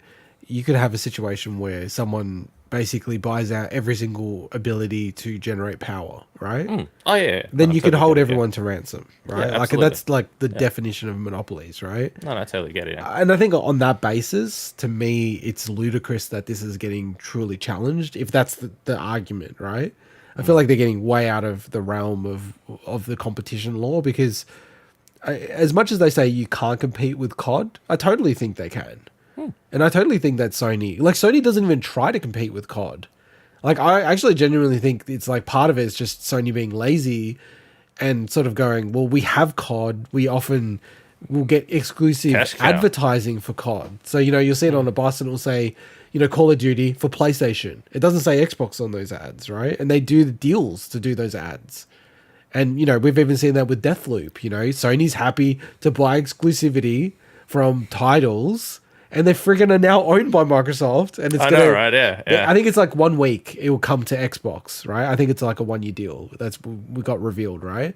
So I don't think literally the week is like next week. So I just think honestly it's so hypocritical from Sony, and I get why they're doing it. I'm a business person, I get it. Money. I would do the exact same thing. I would make the same arguments, but man, you're talking out of the side of your mouth because you are doing the exact same thing. Like Final Fantasy VII Remake, a game that people are super passionate to play, right? And it's not going to hurt you that badly if it's on Xbox. They've specifically like buried it to like PlayStation. Like they've done some extra deal and trying to keep it off like Xbox proper. So I mean, they're total hypocrites. I think like Phil Spencer is like, he is so good at bullshitting and pretending like he's not a business person, even though he's a ruthless business person. He wouldn't be in that position if he wasn't. Yeah. No, but like normally they're not as slick as he is. He is so slick with that stuff. Like people... Slick Spencer. Slick Spencer. That's what I'm going to call him. Slick Spencer.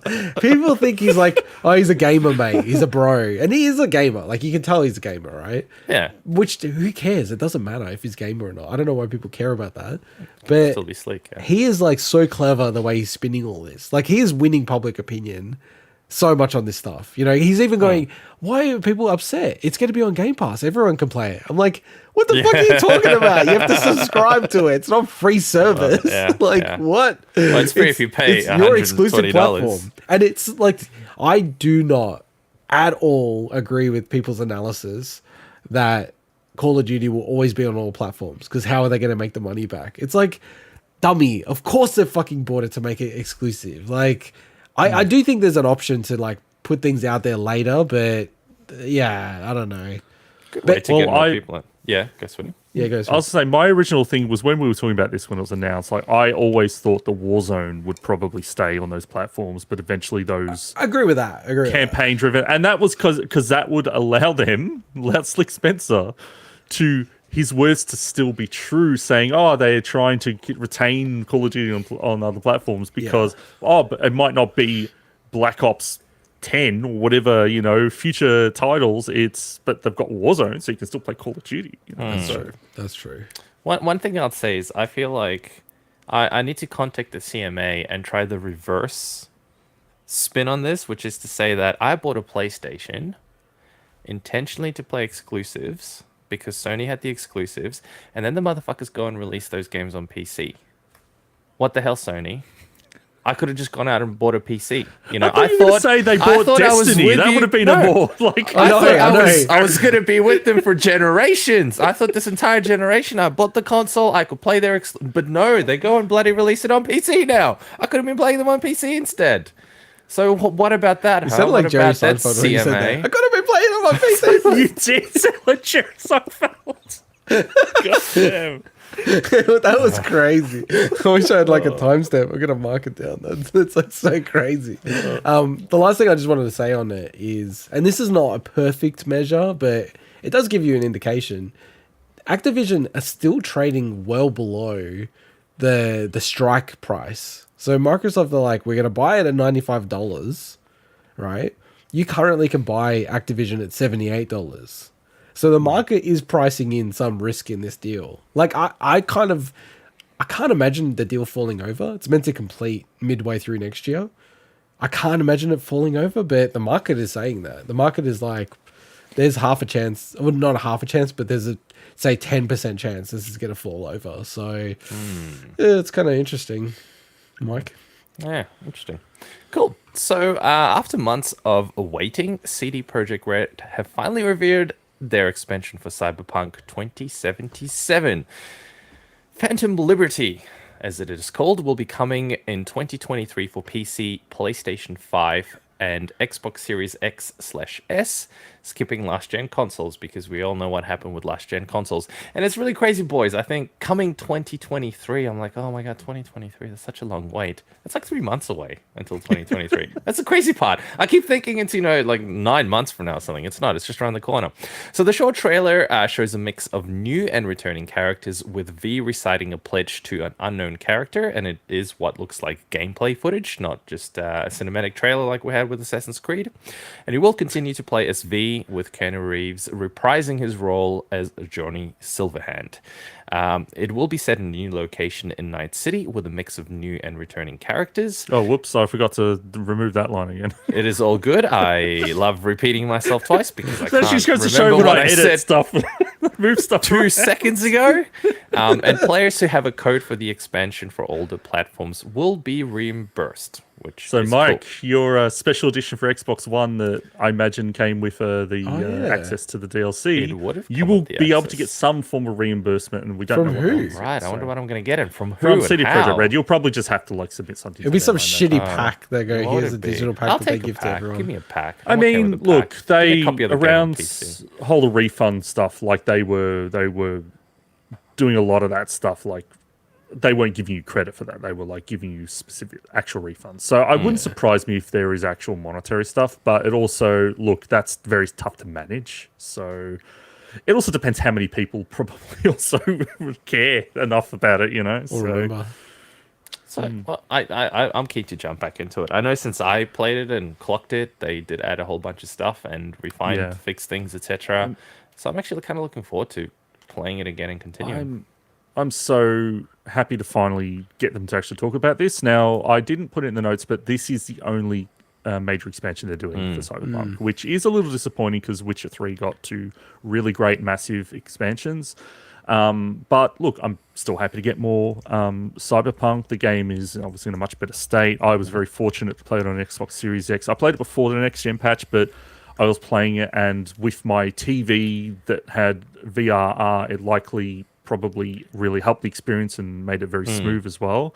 But obviously, it does really suck for anyone that still has an older gen console and fought through those versions and still enjoyed the game and wanted to play more. Obviously, they're not getting access. But look, I think it is the right move to make. But I will stress that, just like anything to do with this game, give it a bit of time. Don't jump straight into the expansion. We know that this game has had a lot of troubles, to say the least. So I won't be jumping in immediately. I don't want any game-breaking bugs or anything.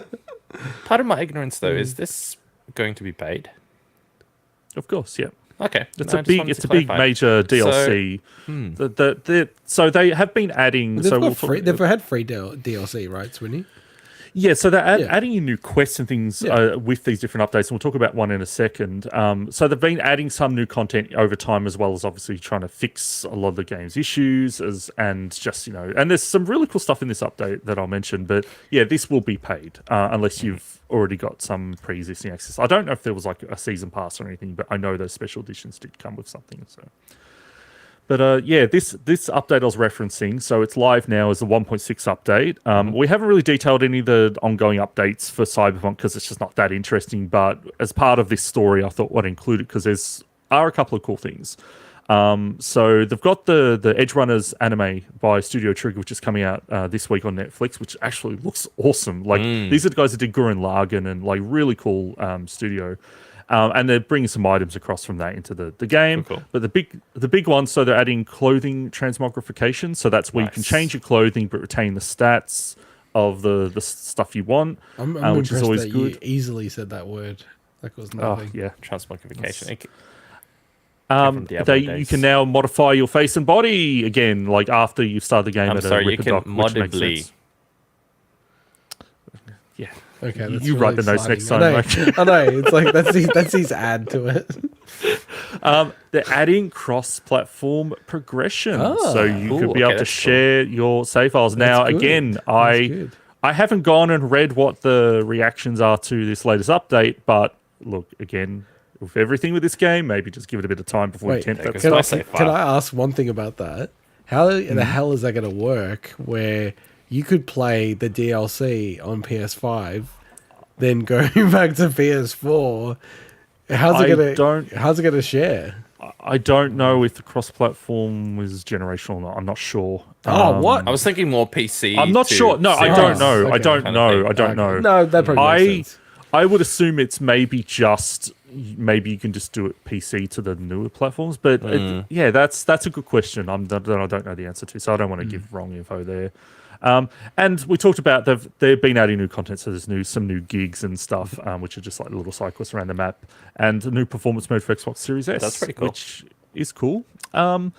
And this will be the last major update for the last gen consoles as well. So they will do smaller updates, and they specifically said in their presentation that they held that they will obviously, from a technical standpoint, and especially from a maintenance standpoint, obviously they'll continue to support those platforms for a while. But in terms of like these big ones, especially new content, this is the last one for last gen, I should say. I still feel I wouldn't say sorry for them, but I still feel that, some exec made a decision that said, no, we have to go with current gen at the time, which would have been PlayStation 4 and Xbox One. Gotta do it, can't lose out the money, etc. And then you can tell a lot of people probably said, not a good idea. The performance it doesn't work with this engine. It's stopping our ability to do what we want to do with it. But no, you got to keep doing this. And I can kind of see how that one decision just blew up so much that had they not done that, I reckon there were so many things. Not only would they probably have spent way less time having to deal with those issues during development, that they could have focused on actually releasing a really good patch proper game at launch on the rest of the consoles. It's just a shame that shit's happened as a result of that one bloody decision.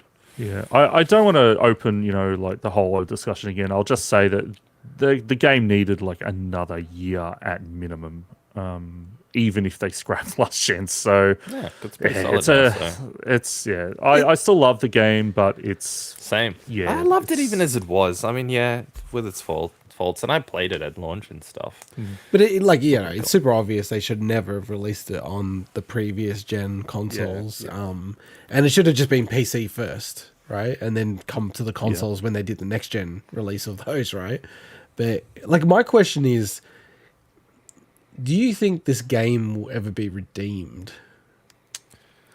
I mean, the game is, when we're talking like, there's a lot of people, there's a lot of positive Steam reviews, there's a lot of stuff like that. I think there are a lot of people that love this game as it is, and obviously that's PC as well, so that's very skewed. I don't think it will ever get its a No Man's Sky moment at this point. Especially if this is the last. They're only doing one major expansion. I don't think they will, but they could potentially redeem themselves with maybe another entry in the future. So. Yeah, but see, this is why when I asked is it paid or not, because I didn't actually know.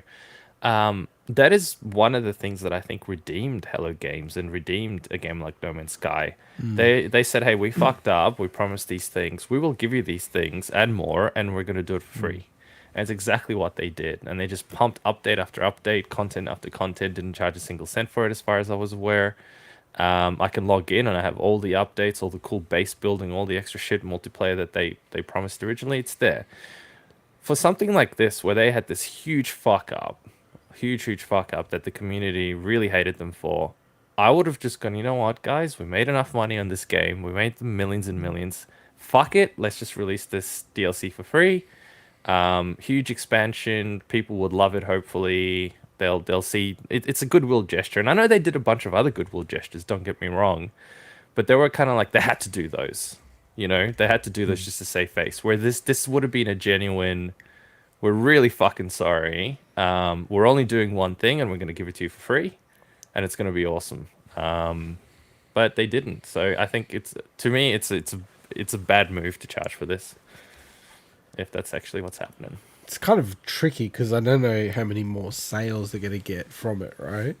They've spent a lot of time on it. I don't know. They wouldn't. I'd be like, okay, I know it's a balancing act. It's just I think they're now in that position where people have lost so much faith in them that they need, I wouldn't call it a miracle, but they need something major to help them get out of this. And I think this was the opportunity to show goodwill to the community and go, we've made enough money in this game. We don't need to keep trying to make more money off this game. We understand our mistake. Let's just release this for free.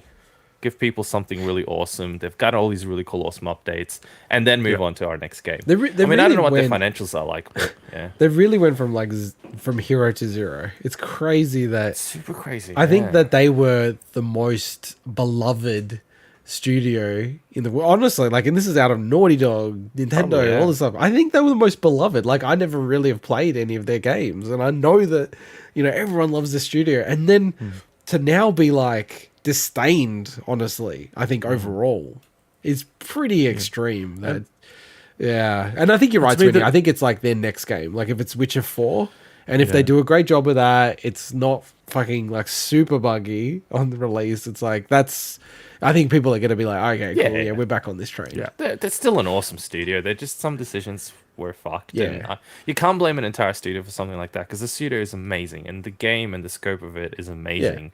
And I'm people not internally necessarily were saying that, like, they were laughing when they heard the game's coming out, like, at the end of 2019 or whatever it was, and they're like, what? Like, that's a joke, right? Like, that's impossible. I know. Like, the game is, like, 3 years away.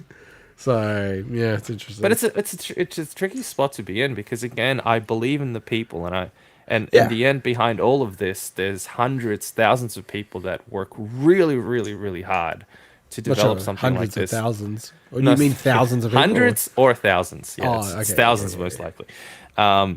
That to bring a vision like this to reality, and I want to continue sponsoring them. I still believe in the stuff that they do. I still believe buy their they've DLC. done, and they do amazing work. And maybe I should do that. But at the same time, I'm always like, will the execs learn? Will they learn if I pay for this shit that they shouldn't be doing this? I'm pretty sure they have. I'm pretty sure by now. But will the it backlash- stay? The key question is, will it stay? Because you can see that know. PS3, Sony learned a lesson with PS4, but they're starting to slip again back into the arrogance with some of their decisions recently. But So just real quickly before we move on to the next thing, future updates also include new perks, which is cool, cyberware, and a complete overhaul of the police system and vehicle combat. They absolutely needed that, especially the police system. That was actually one of the main things when it came out. I just went, you're kidding me. It's like not even anywhere near finished. he gets so aggressive to you before you Yeah, even said a word. I didn't play this game on launch. No, I wasn't talking about that. I was talking about the police I didn't thing. play this game on launch, but maybe I'm very fortunate they patched some of the major issues. But the police is just such a non-issue in the game anyway that it didn't phase me. But it's good that they're overhauling it. It didn't.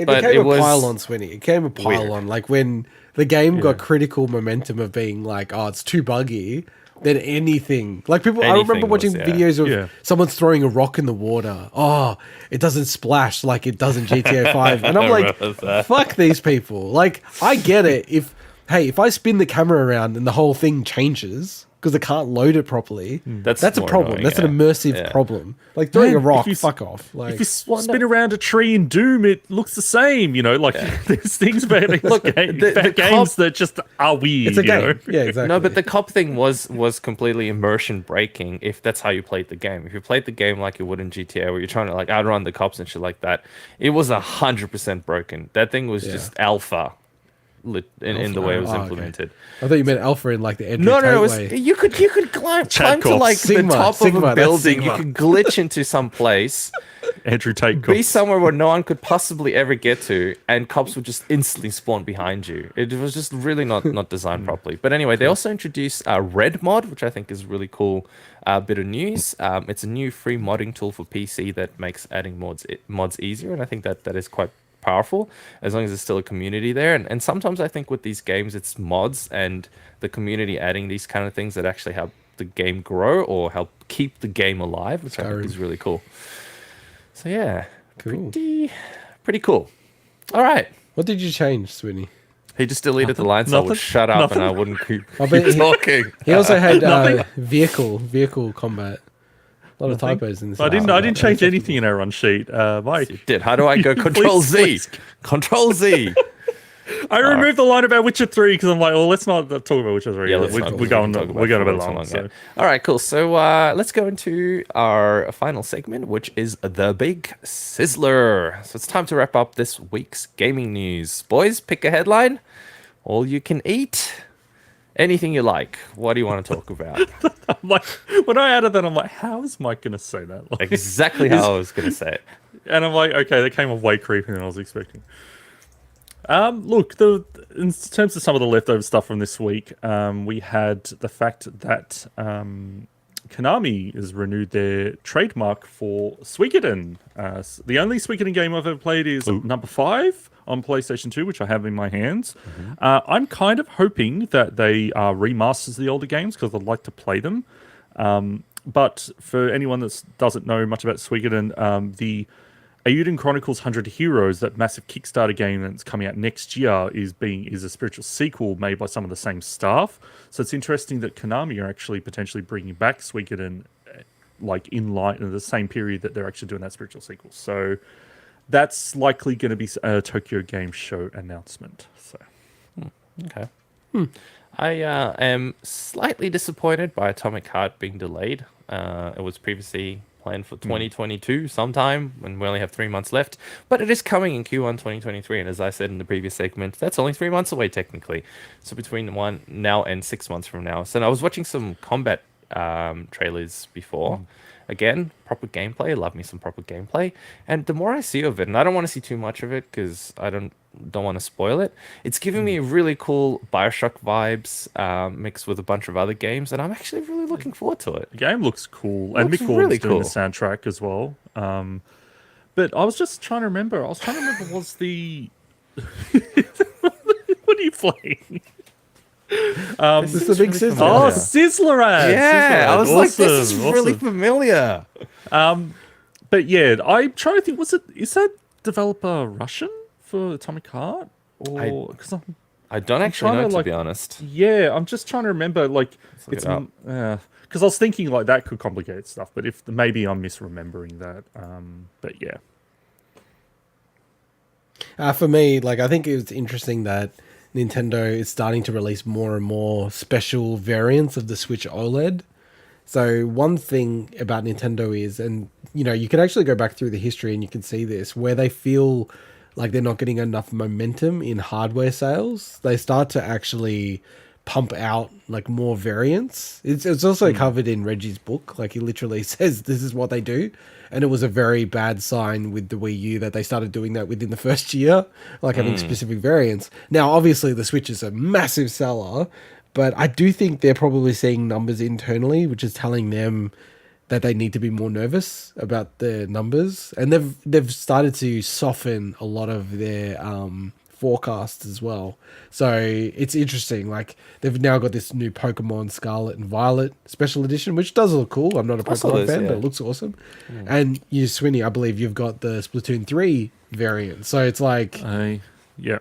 do you have it? Did you get it? No, not in my hands. Oh my but God. Oh, but you it's do on have the- it. I like how you've paid on the for way. it Show in us. full, but you What's on haven't, the way? you Okay. haven't got it. But yeah, it's just interesting that they're doing that. So I'd kind of, you know, like, as much as they've said previously they believe it's like midway through the cycle or like near that, I think that the Switch seems like, based on some of the behaviors recently, more like a 3-year horizon. I'd imagine that, you know, they'll probably be announcing the next console in like 2024, 25. I did think about putting it as a story because we often cover the variants and special editions, but I don't know if Yeah. you guys have you actually seen I was going to it? raise I- this. The camo think version it- of the PS5, are you talking about? No. Oh, not the sorry, camera. what are you no, talking the, about? No, Sorry. the Pokemon Switch. Yeah, I've seen it. I've Yeah, seen it. yeah, it looks awesome. I've seen it, yeah. I'm not a Really? fan of I the don't- two colors. Oh, really? I love don't it. Joy-Cons, yeah. I don't like the symbols at the bottom of the Joy-Con just seem like really weirdly placed. I don't know. Like, there's something about that. And okay. maybe there's I'll just bring it up on like screen.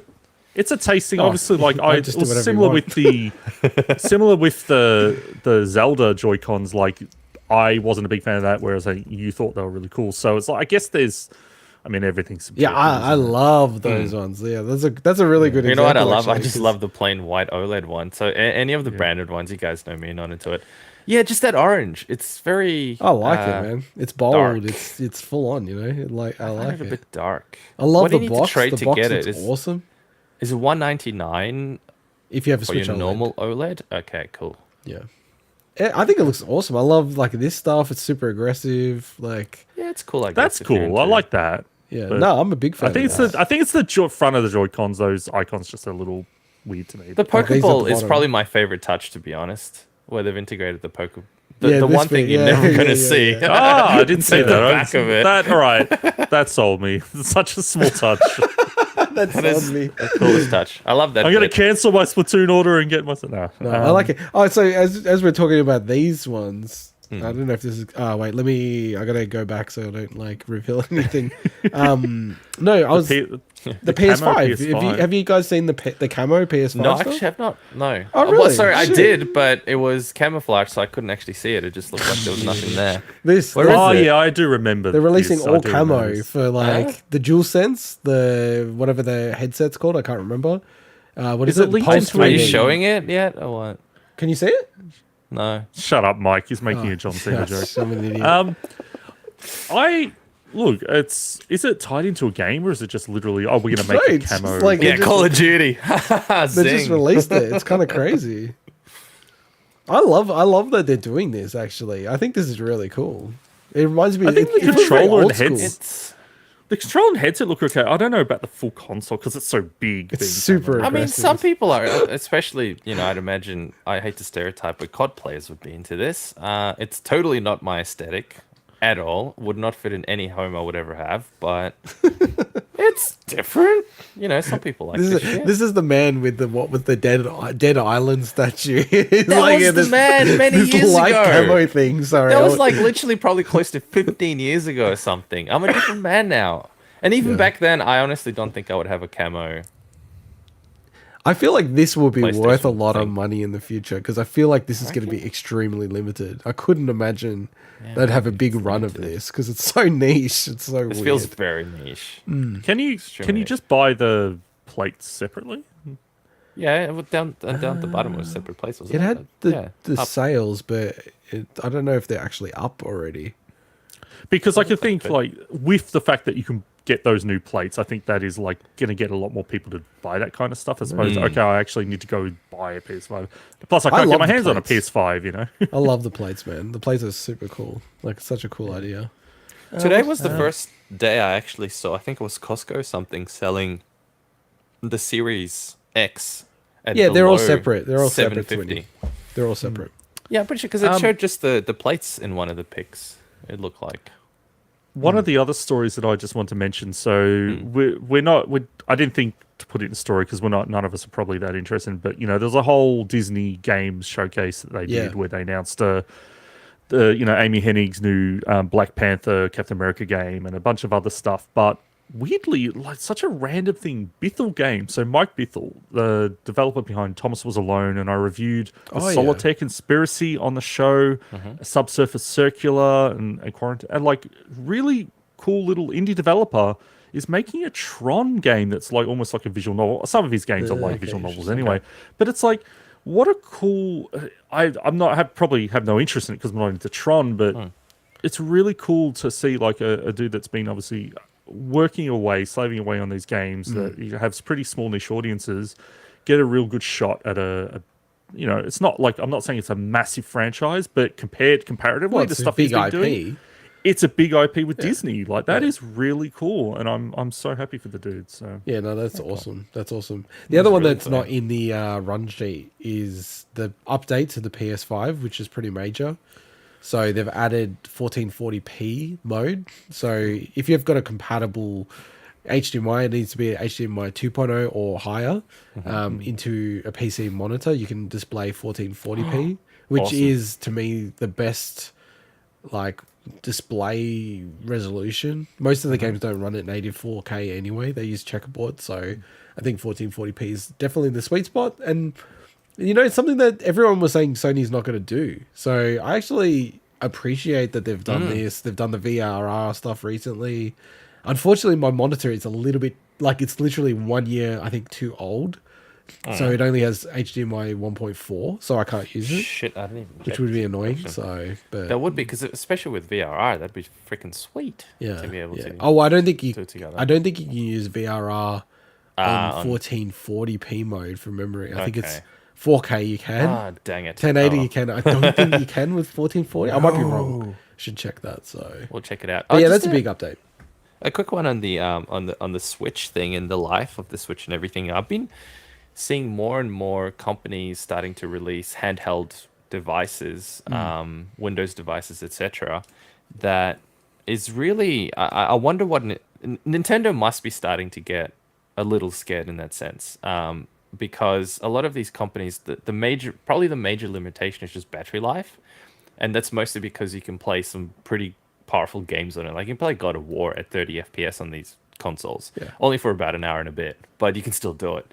So once they kind of get chips that are a bit more efficient, so I'm thinking maybe the next Ryzen series might hit the spot because they're supposed to be more efficient. I, for one, actually, to be honest, I don't think I'd get a Switch anymore. I don't think I'd use the Switch. I would get rid of my Switch. And... Honestly, I don't think Nintendo is scared of that because they're targeting very different people. Maybe, I understand, Mike, in your situation, like bit of market share, I think, to stuff. No, like because that. if Nintendo was scared of that kind of any stuff, like they'd be doing very different things than what they do. Like, just look at their approach to hardware and the fact that you know, like they're always, or for a long time, have been behind the curve on that. It's because they're not scared of but that's because they did other people players in the market. Something different to some extent. You know, the Switch, the Wii U. Okay, the Switch different, I think, in many ways. The Wii U different. The Wii was different. They had something different to compete with. What I'm trying to say here is that there are now devices being released, like the Steam Deck and an array of Windows devices and other gaming devices that are directly competing with the Switch now. That blow the Switch out of the water in many ways. So the Steam Deck, look, there could be an argument made there. When we're talking anything else, people interested in the Switch have no idea other things exist. Like, they may hear about the Steam Deck, but they don't hear about these other handheld PCs. The Venn diagram of people buying the Switch for Animal Crossing and buying Steam Deck is pretty narrow. But it's still, I don't know. Like, I think there is still, I speak to myself, obviously. I don't know what you guys are like. You probably won't fall into that camp, and there's probably, but it comes down to me. It'll come down to I will have it for exclusives, and that's it. I have zero incentive at that point. Like, they're happy. But I will probably sell it because I don't think there's enough exclusives for me personally. Sell it. You don't sell No, I will shit. because I actually don't think there's enough exclusives for me, and there's no point having two devices to play an array of games where I can play way more games that I actually want to play at better performance than what the Switch does on a different handheld device. So I'd be out. I'd be literally out of the market in about a year. I wouldn't have a Switch anymore. Yeah, I'm not saying there's no people in that situation. Obviously, you are an example of that kind of person. But like me. The whole thing was, are Nintendo scared? And they know that the vast majority of their consumers aren't, like, they want to play Mario and Pokemon. And outside of doing emulation and stuff like that, which most of them, if they don't know how to do it, they probably don't know it exists anyway, you know. So the way to do that stuff. I do agree with that. I don't think it's going to completely demolish the Switch or something. I just think it's going to cut into their sales more and more. But Nintendo zigs when everyone zags, right? Like, they don't even compete against other people. They don't even care. Like, when I was reading when they were developing Splatoon, they didn't even play other multiplayer games to learn the benefits of party systems and shit like that. And they they still haven't implemented it in the way that everyone else does. They have to have their own way of doing it. Like, you play the mode. No, I play with friends. That's what I want to play that mode with. So, no, and I'm adamant. I feel like, you know, maybe in the off season when it's not as much news, like I've just got a real big belief that they're gonna make like the next Switch is gonna be like a Switch VR thing, where they're gonna have like a headset and then the unit of the Switch can like slot into the headset, so then you can kind of like, you know, because it's a big thing with Japan. Like, they still have a space problem, so they don't want to hook it up to the TV necessarily. So I don't know. I'm just really adamant they're going to try to do something crazy like that. Which, again, like, I don't think they'll even focus on anything else that anyone else is doing. So space problems is an interesting one because the other day I was inquiring as to whether if I died, my girlfriend would be allowed to bury my body in the backyard. And it turns out you can't just bury your body in the backyard, you idiot. I know that now. It turns out you can't do that. Why would you think you could bury a human body in a random backyard? I know that technically it's not my land, but I would have loved the idea that that she could bury me in my backyard, plant a cherry tree, let's say, and the tree would be nourished by But my who do you think would want to buy a house decomposing with a body. human skeleton there? She would never sell the house. It'd be like, you can't sell the house, It's not allowed. Like never. I know that. I get that you can't, and I read about it, and it turns out, yeah, Wow. you can't. But it got me thinking that at least what you can do, obviously, because the government can't stop you from doing that. No, but see, I guess I come from a background where I grew up in the countryside when I was a kid. Where okay, you wouldn't bury your bloody grandma in the you're a backyard. I gypsy, you're a get that. gypsy. But we did have we had a Sorry, cemetery Roma, very you're close to Roma. the house, and anyway, the point I'm trying to make is you are, by the way, allowed to put the ashes at See, least. Think. Are you So allowed? how the hell did we get to this Oh, we discussion? got I'll Sure, explain the why in a gaming sec. topic. I'll These last explain 2 why hours in a have been sec. so There is a off-range. connection. What were you going to say, Integot? I was just saying the last 2.5 hours have been totally off the rails. But I don't know if you are allowed to spread your ashes. No, you but can. I looked into They that don't 'cause I had to prosecute find people. out. I know that because someone Yeah.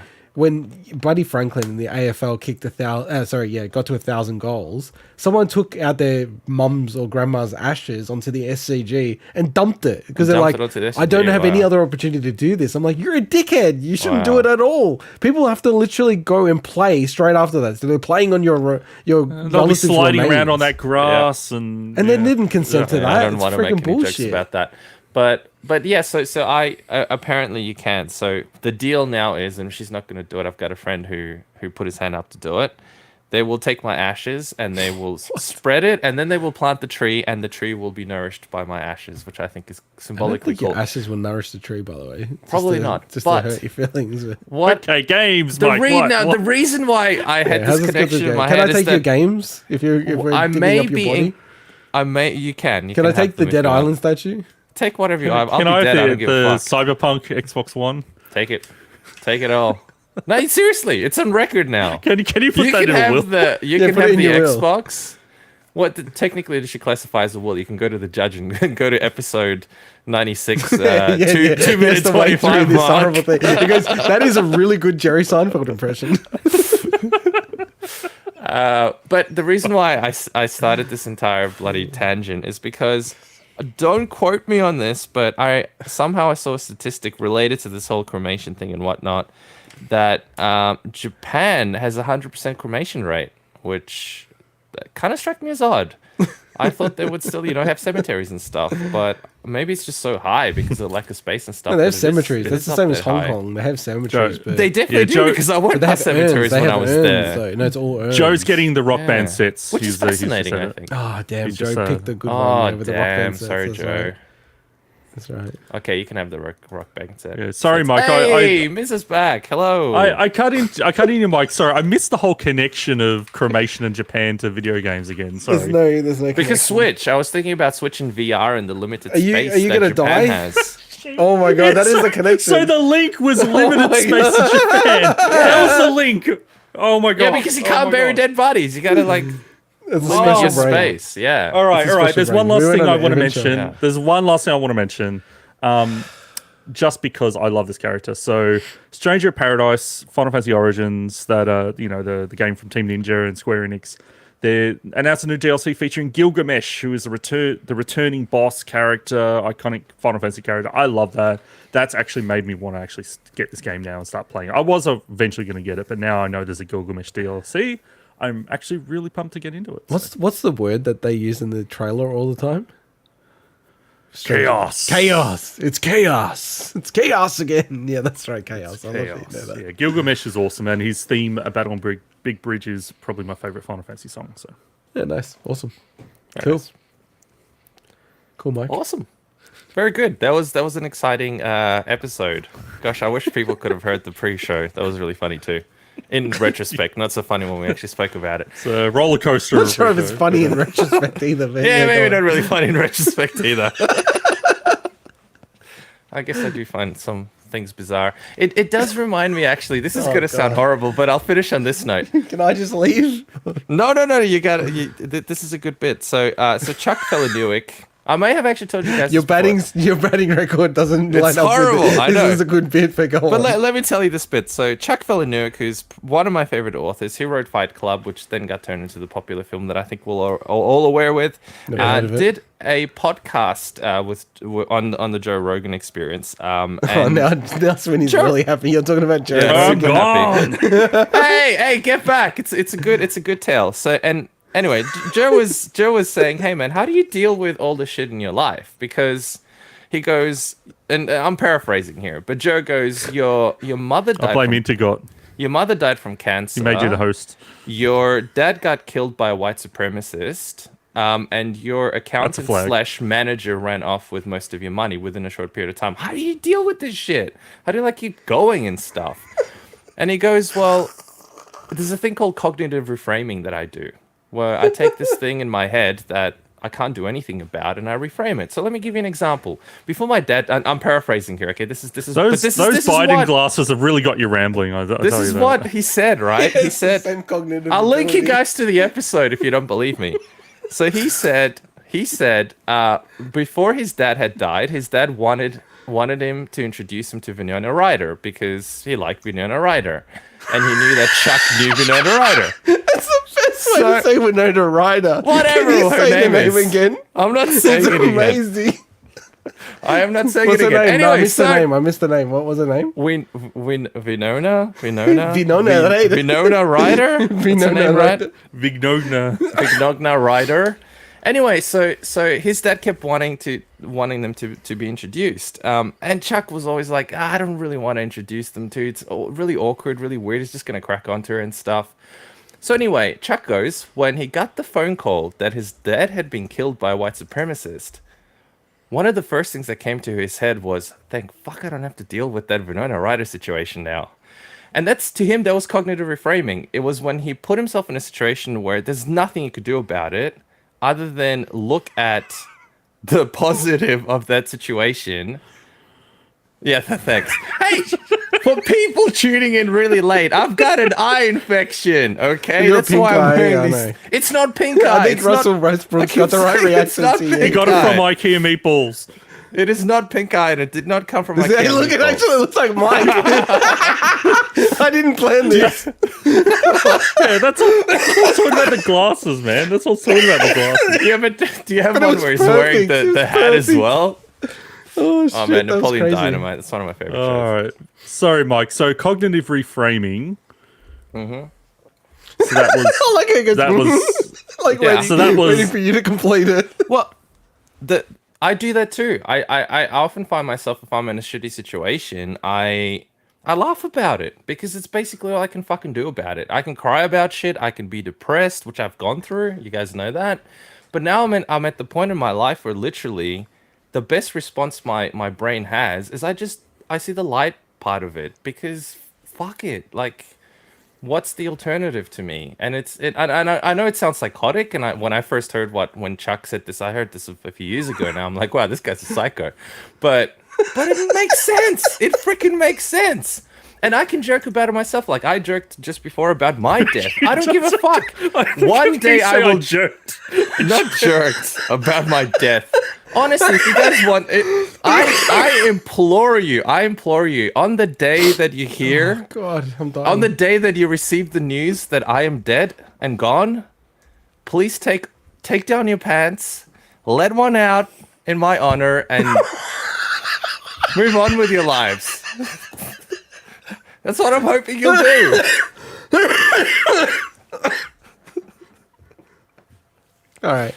All right. So Swinny, next week, I think you need What to are we be the talking about host next next week. I think we have a 3-person podcast. The best benefit of it is that you can have a fair democratic system. I am now voting that Mike has to be taken off the hosting duties. hey, I think I'm voting that myself as No, well. I don't want to do it again. So, Swinny, are you going to be the host next week? You want to host next week? Give it a crack. I can give it a shot. Like This guy in the middle is. I actually think we're going to have to change the layout. Mike has to be diminished. He's going to be a quarter of the size next week because he's talking utter shit now.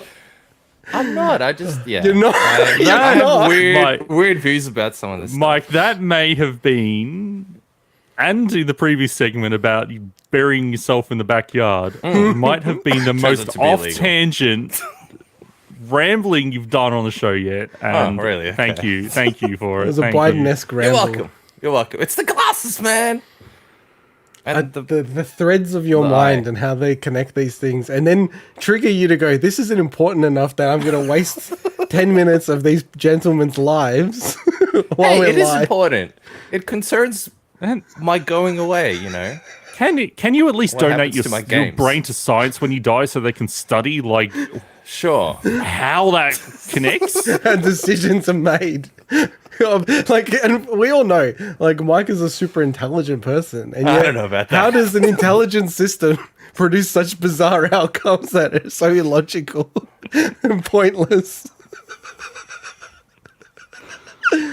Oh, All right. shit, man. So we don't have anything planned for next week, I don't think. Right?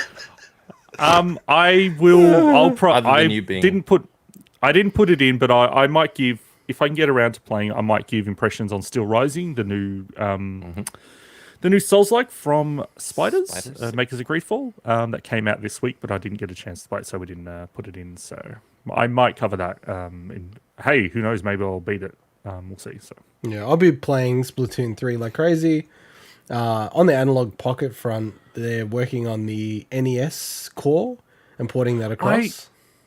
I know that we were originally gonna have a bit of an analog update, but when I went to check Twitter, like the analog pocket thing, I saw all that. And I'm like, man, news is moving so fast. By the time we actually got to do the show, there was probably all new stuff that's outdated. That's like adding in each time. Like I was going gonna to add that in, but yeah, I just couldn't be bothered in general. But yeah, like that but would it's be just really like cool. moving so quickly, you know. Oh, it's awesome because they've got the massive base on Mister, so it's like a porting effort. So, like I've always said, they'll have NES, SNES, Mega Drive. It's going to be amazing. I love the Pocket. Like this new update is changed my, usage of the device, and I actually take it over my Switch when I go to work, like on the train and stuff, Damn. and play Picross, and it's just really good for that kind of stuff. Cat I still- Nintendo. I gotta say, like, I'm not the most approachable person, but I am kind of shocked that no one said, like, hey, what the hell is that thing?